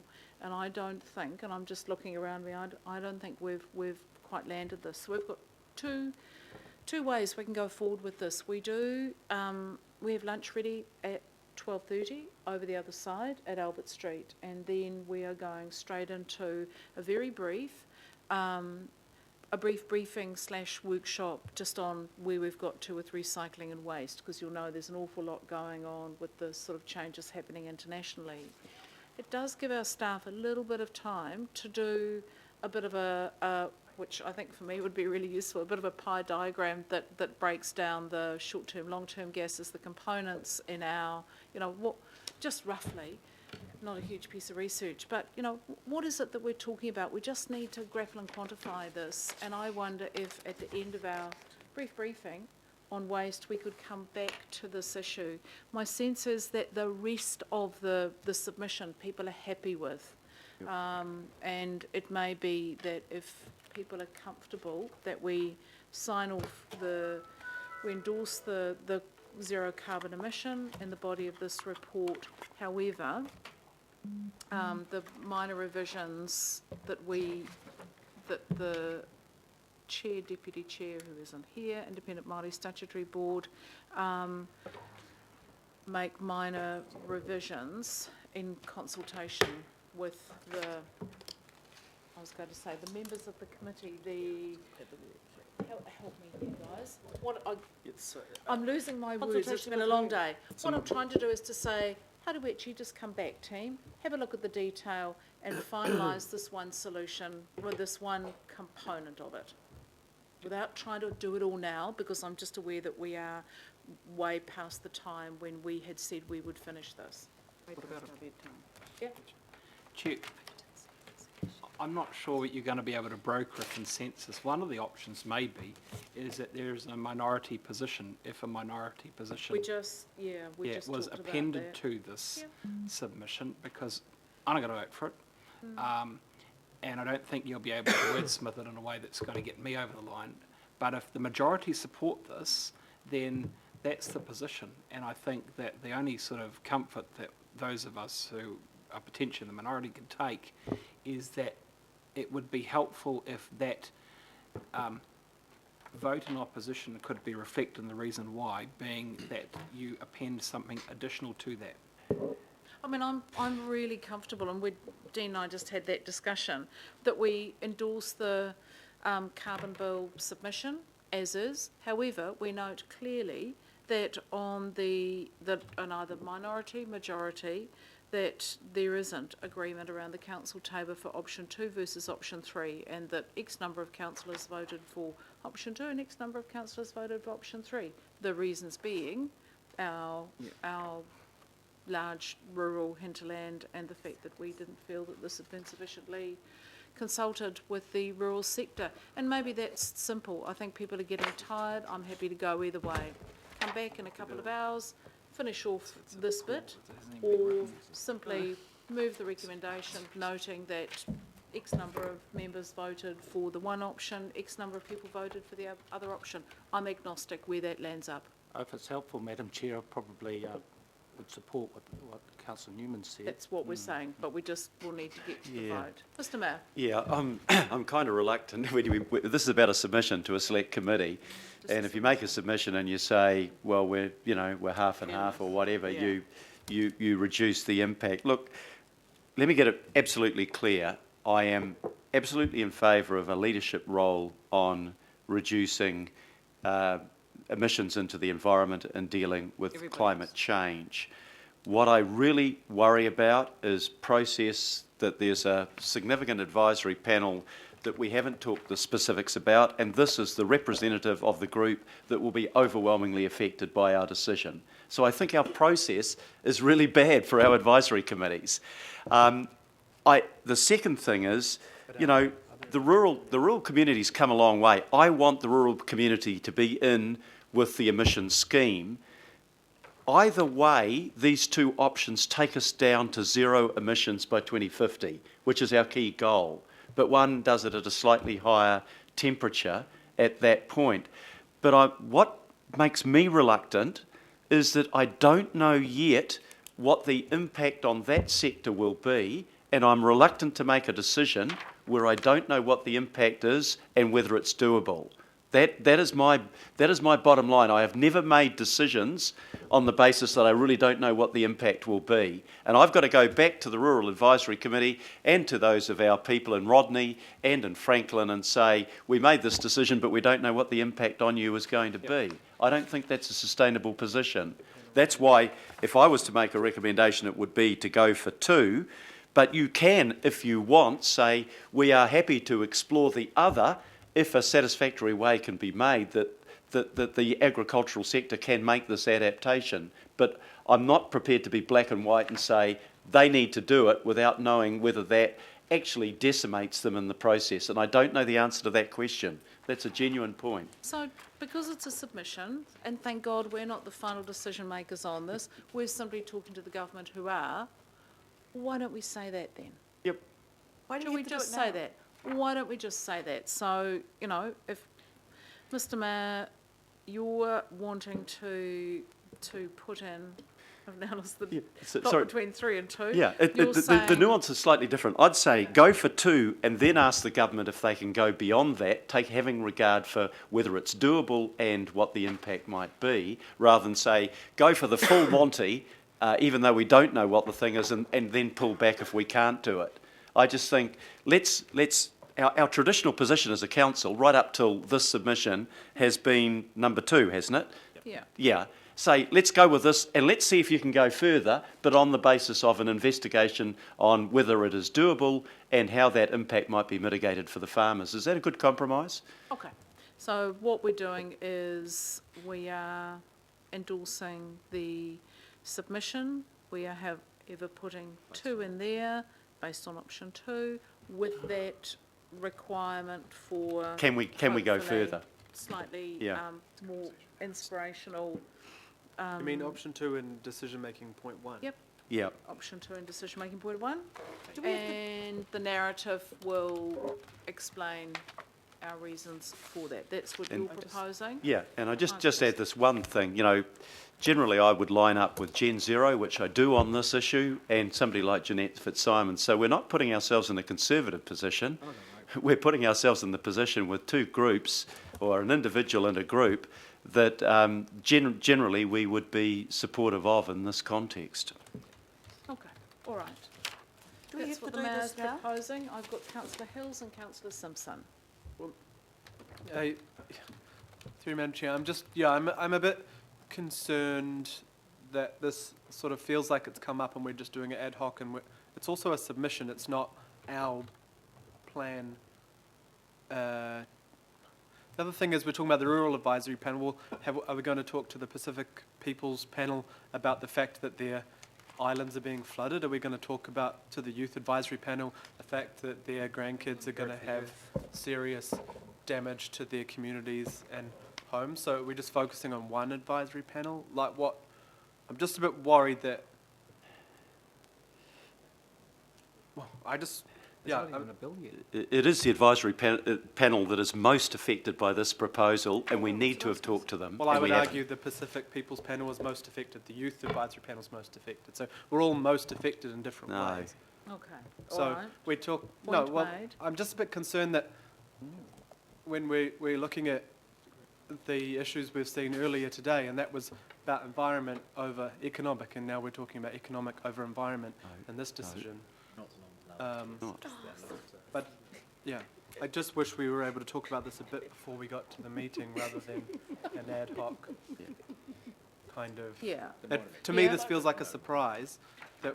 This was raised, yes, this did come up last night, so it is a new, it's an alternative viewpoint, but I guess no different than, you know, new viewpoints come up around this table. You know, our choice is to support that recommendation, and if not, we go back to, you know, the voting on option 3. So, Councillor Simpson. Madam Chair, I'm nervous. I don't think anybody in the room doesn't buy into doing something to help carbon emissions, but the process has been flawed. Do we have to do it today? Well, that's why I was hoping we could either take a little bit of time to do it this afternoon. We do. Could we adjourn the meeting? Sorry, what's the deadline for submissions is probably what we need to know. 19th of July. It's the 19th. So we have to get the submission in. We could do it on Thursday. What is on Thursday? Sports facilities investment plan? Yeah, there's not a, because unfortunately the complication being we're in recess next week, so. Thursday. No, Okay, no, Thursday. sorry, we're just trying It's to just I'm being practical. It's not my experience that councillors come to meetings that are not on a day when there's an official council meeting. So if we're going to reconvene, the committee would need to come back together. Okay. That's why I thought that if there's time to do just a little bit of discussion, there's nothing wrong with us reconvening post the workshop. I agree. Would we Let's do that. If we have a quorum. We could do it over there. We could If do we've it got a- over Do there. that. So I there support is the that. ability for us to break. I think everyone's a bit tired. Have a break. I support that. Have the workshop. We've got staff waiting over there for a 1 o'clock workshop. Let's do that. But we will need can a we have quorum. lunch first, or do we So, have to do a workshop first? no, we can do both. Can I just check, if that is the decision that's made, I need 11 people to be present. So I need 10 people to put their hands up right now, who can still be there. Yeah, 1, 2, We have to do 3, it now. 4, 5, 6, 7. So there's no point in resuming this Keep going. afternoon. Okay. Okay. Madam Chair, Yes. I'm sorry, normally if people don't agree, they just vote against. That's indeed Rather the than option. having to, because We'll have a at division. the end of the day, if you can't reconvene, you can't get a consensus anyway, so. We were having a go. Yeah, no, I know, And you were very good like We that. were doing our best, and it might well be that that's not going to be a happening thing. Councillor Darby. Thank you. Look, it's not moved or seconded yet, so some discussion. It does disturb me that we are reliant on the input of one advisory panel, and Councillor Hills, the youngest out of the councillors here, points out that this is not a problem of agriculture. If you really want to hang your hat on one advisory panel, I'd probably be seeking the youth advisory panel input here. They are representative maybe of those that are going to be living longest through this problem. And I am still concerned that we in some ways it's a bit like the Waitakari's situation that we faced some months ago, you know, where we decided to close a few tracks and leave many open. And we ultimately arrived at the need to close all the tracks. It took us a while to get there, but we probably knew at the outset that we needed to close all the tracks. But we took the conservative view. And we just cannot afford to take the conservative view here. Look, we don't have it moved. I have a concern about this stabilised short-term gases. John, if you stabilise those short-term gases, don't they work together? The short-term gases work with the long-term gases. So you could have success or failure with your long-term gases and success or failure with your short-term gases. You really need to be looking at them holistically. You can't isolate them. Well, that's my view. That's my reading of it. Generation Zero, in fact, I probably disagree with Generation Zero because they don't understand the correlation between the short and long term. My understanding is their submission is about sustainability of the short-term gases. Can you just explain this correlation of the gases? Because I don't think we're getting the importance of it here. So we are prepared, so through the chair, we are prepared to do a bit of a gas 101. That's probably the last thing you want to do before lunch. However, I did actually just call up Gen Zero's suggested submission, and it's a little bit confusing. If I could just put out there, they're supporting the most ambitious target of reducing total greenhouse gases, but then they actually go in and sort of unpack the difference between short and long term. So it's not totally lucid, if I could just be honest in my own analysis of it.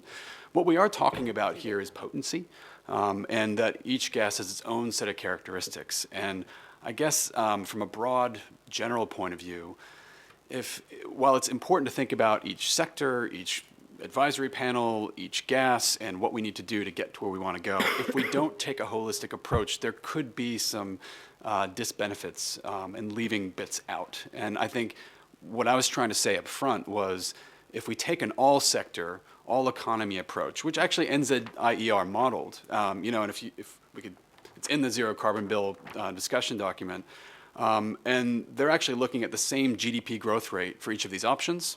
They're looking at per household gross national disposable income being off by, it looks like $1,000, I think, between the two.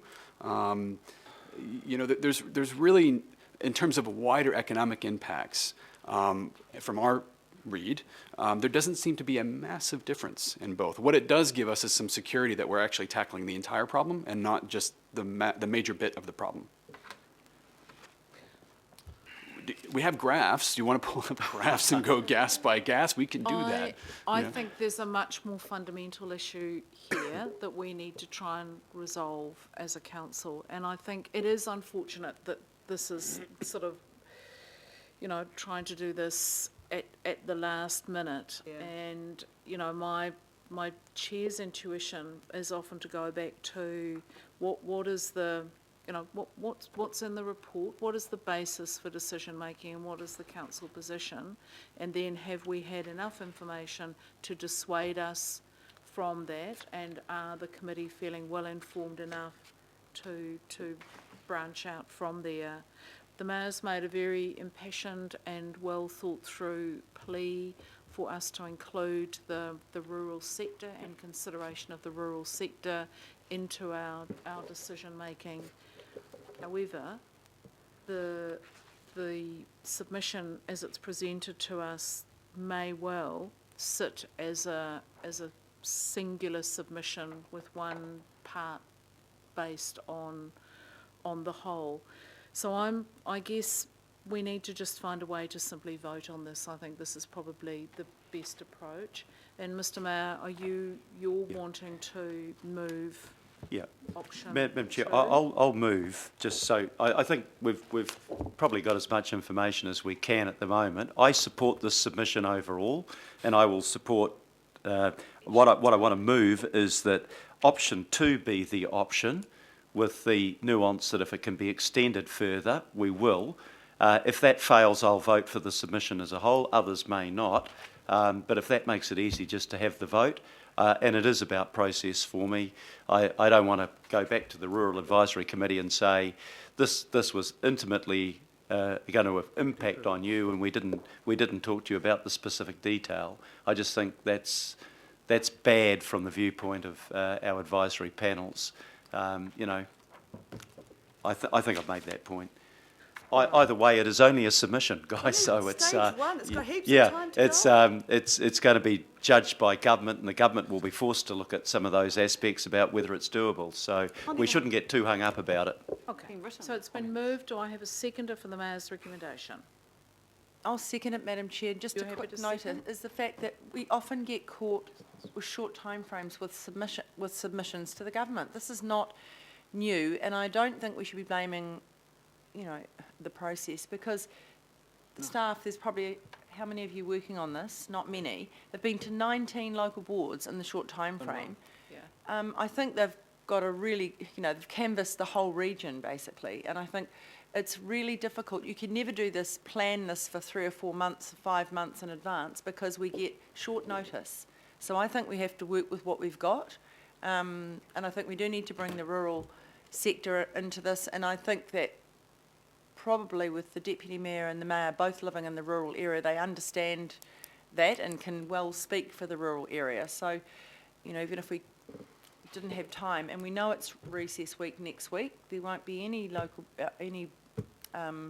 time to consult with the advisory panels, but I guess that's just noting next time if we have submissions that we tease out which are probably the advisory panels that might be the most pertinent for a particular subject, and making sure we go and talk to them. So I'm happy to move it, Madam Chair, because I know that we've got no time next week, no ability next week, and very short time this week. And I don't think we'll get everybody to agree in the short time frame, but I think it is only a submission. Done. The government will do with it what it will.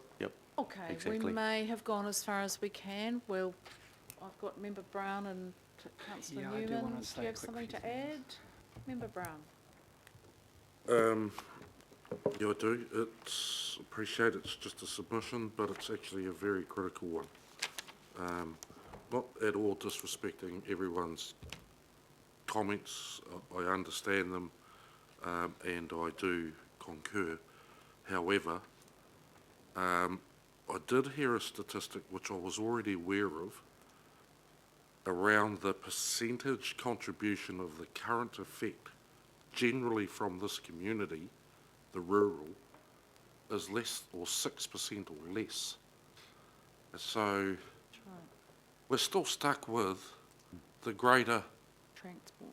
perpetrators, ourselves, regardless of the size, at the 94% contribution to the effect, and regardless of what ethnicity or age group. So I almost liken it like it's like this golf thing that we're going to be talking about later on. We're going to, you know, we allow all this green spaces for half a dozen people.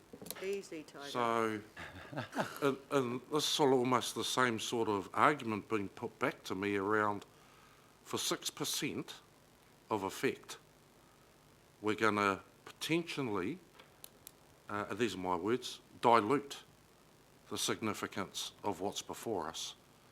And with regard to leadership, the assumption I had when I walked in was we were all leaders, not followers, and not worried about making leadership decisions, because that's why you're here. So the question I had was pondering in my head was, do we actually know if the Rural Advisory Panel has actually prepared its own submission?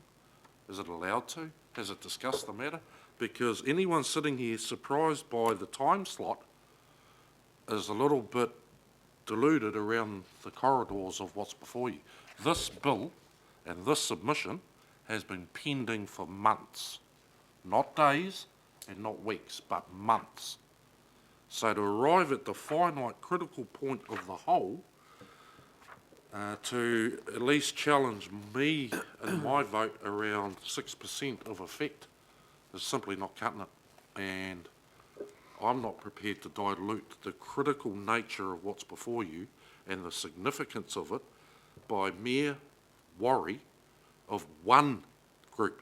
No different, right? No different to the, as Councillor Hills mentioned, of other groups that we're not talking about. And don't get me started over the treaty partnership lens to this conversation.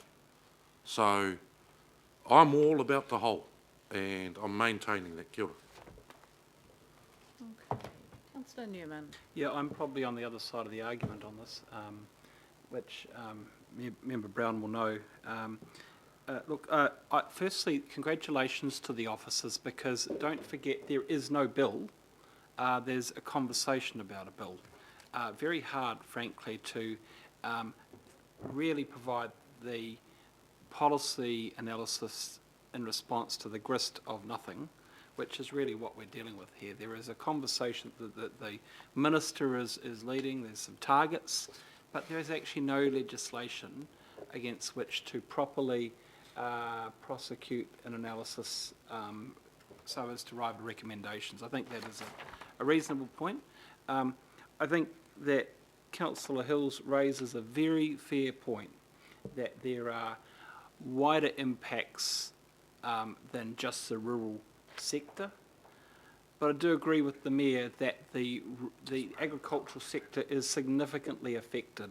I've always been quite keen on trading international carbon credits, because I think it provides scope for offsetting the impact of activities on the environment. I think the problem, Madam Chair, is the economics of this bill affects New Zealand, and it affects New Zealand differently. And I suspect that it will have an impact in terms of these targets, if legislated and if we pursue them, will have an impact whereby it will slow economic growth, and that will inevitably hurt poorer communities harder, I suspect, particularly communities such as mine, where we need jobs and we do need industry. And we are, there's a lot of people that I represent who do work in the agricultural sector, and I worry about the resilience of that sector given all the compliance costs that affect it. So, Chair, I hear the argument, but fundamentally, I think that when it is impossible to land the kind of submission that I suspect would be best served if we actually had a bill to submit on. I suspect we'll be able to address this in more detail later. I'm not going to vote for the recommendations because I don't, in principle, support some of the arguments set out in relation to the zero carbon bill that have been put forward by James Shaw. And but when this matter is codified in a bill, it would be a good opportunity if very early on we could have an all-in on that and to properly thrash the arguments out, because at that point we'll have a lot more specificity in which to debate. That's a good point at which to end. More specificity would be useful all round. I'm actually going to put the recommendation. I think we. Sorry, councillors. I think we. I do want to say something, please. Okay. Councillor Hills is first then. I have a question, and I can't tell the numbers, and I'm not going to try. But if several of us are voting against, we could end up without. Go back to the. We go back to the. Yep. Okay. So just briefly, then, I'm just worried we're missing the point about zero emissions. It's net zero emissions. It's not cutting off emissions. It's and that the option 3 that I would prefer doesn't talk about cutting the rural sector off. It talks about driving stronger innovation and associated economic opportunities. It talks about major forest planting required, which would help offset some of the rural emissions. And if you look at Auckland, if it's only 6%, the Mayor's Million Trees and other things are going a long way to help that. It's a higher ambition for no domestic impact on the climate. I don't think what we're saying, if we did have option 3, is that the rural sector no longer exists. It talks about how we can all work together better and faster to help reduce the impact of climate change and the emissions. So I think people are thinking we're talking about zero emissions. We're talking about net zero, meaning that we have to increase our other work faster. So yeah, so I'm disappointed, but the rest of the bill was important. The rest of the submission's important. So I'm torn whether to vote for to enable the rest to happen or to abstain because I'm slightly opposed to other bits. So it's a weird space to be in. We're all in the same space for different reasons. Yeah. I'm going to vote against. Councillor Darby.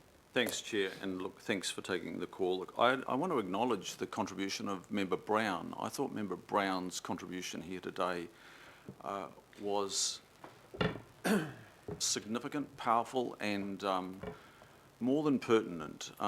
Member Brown raised a lot of points that I echo. This, in some ways, this item should have been right up the top of the agenda. This should have been item 1 on the agenda before anything else. And Chair, I know you have to struggle with a whole lot of things in the formulation of your agenda, but in the future, I would like to see our work on climate change, the next stages and our submission on this, or anything related to it, to be at the top of the agenda. You know, the World Health Organization say it's the greatest health challenge of our time and probably for the next 100 years. There was a staff reason that it was down on the agenda. It was to make time for Mr Morrow to be here. Because, okay, well, I am reflecting on other times where we've actually had to defer to another meeting, and that's occurred. So, look, there might be good reasons, but for me, this is a very important area of our business, and we have to address it. And it's challenging, yes, but there is no good reason for us to reduce our responsibility by suggesting that the Rural Advisory Board has not been consulted fully. I'm aware that there were just cluster workshops with the local boards, given the urgency and the need to get back to the Parliament with our submission from the City of Auckland, the region City of Auckland. I think it's just critical that we stamp our mark right now for this discussion going forward. You know, the Prime Minister, Jacinda Ardern, talked about climate change being our nuclear-free moment. And I was reflecting on that recently and thinking, well, what did she mean by that? And going back to the 1970s when Mayor Gough, I think you came into the Parliament in the early 70s? 80s. Jeez. 80s, was it 80s, sorry.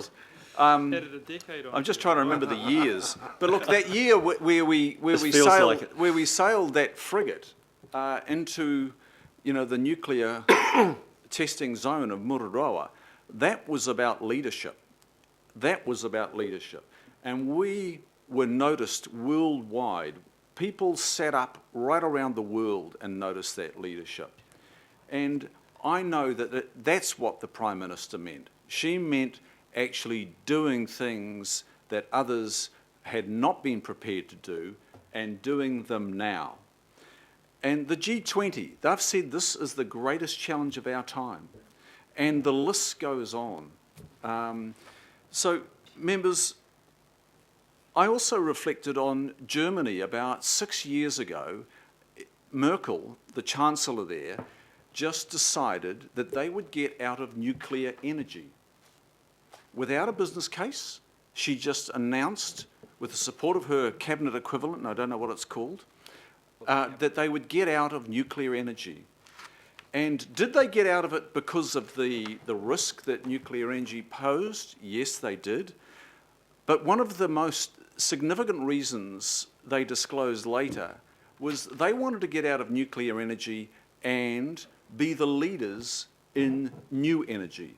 And today, the German private sector is the leader in new energies.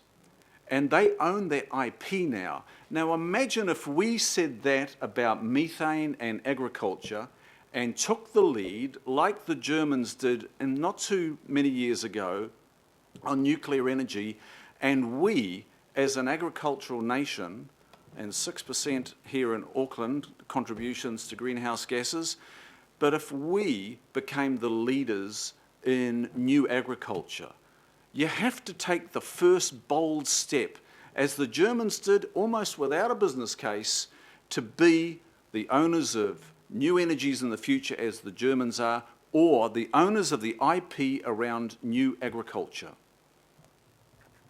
So I'm asking, I'm not going to be supporting A. It's going to be hard for me if that is passed and my name is not in support of that submission on the bill outright. But I am going to be supporting the officer's recommendation as in the paper outright. I think we cannot kick it down the road any longer. So this won't have my vote of support. That's difficult, but I'm hopeful that the A actually fails and that we adopt and send to the Parliament the submission as it is outlined by our staff, our specialist staff, and their recommendations in full. My hope is that we back their recommendations in full. That's as good a moment as any to put the recommendations. We tried everything we could to have a little bit more time to work this through, but I think we need to deal with them. So I'll put the recommendations. Or HD, do you want to do it by division? No. Do you want to just do it? All those in favour, please say aye. Aye. Those against? No. I think the noes have it. Go back to the next one. So we'll go back to the original one. Take a division on that. And I will put that, oh, you want a division on this one? I will have a division on the primary. Okay, right. Well, let's do this one by division. Moved by you, Chair. Yep, moved by me, Seconded by councillor Darby or Hills or Me. somebody else. Okay, cool. Okay. On A. Councillor Holt? Aye. Member Blair? Aye. Member Brown? Aye. Councillor Casey? Aye. Councillor Cooper? Aye. Councillor Darby? 4. Mayor Goff? Aye. Councillor Hills? Aye. Councillor Newman? No. Councillor Sayers? No. Councillor Simpson? Abstain. Councillor Watson? Yes. Carried. Okay, well done, team. And that was long, but it's, you know, it's an important one and important issues were raised. So let's move on, and I will move the last item, which is our memos and our work program. Second. And councillor Darby will second that. All those in favour, A please say question, aye. a question, Madam Chair. Do we have to, councillor? Yeah, A quick question. it is a quick question. It's probably directed to the Chief Operations Officer, Dean, probably. So just going through the pool, one, I've got through to page 121, it talks about the drop of the 1080 in the ranges down south there.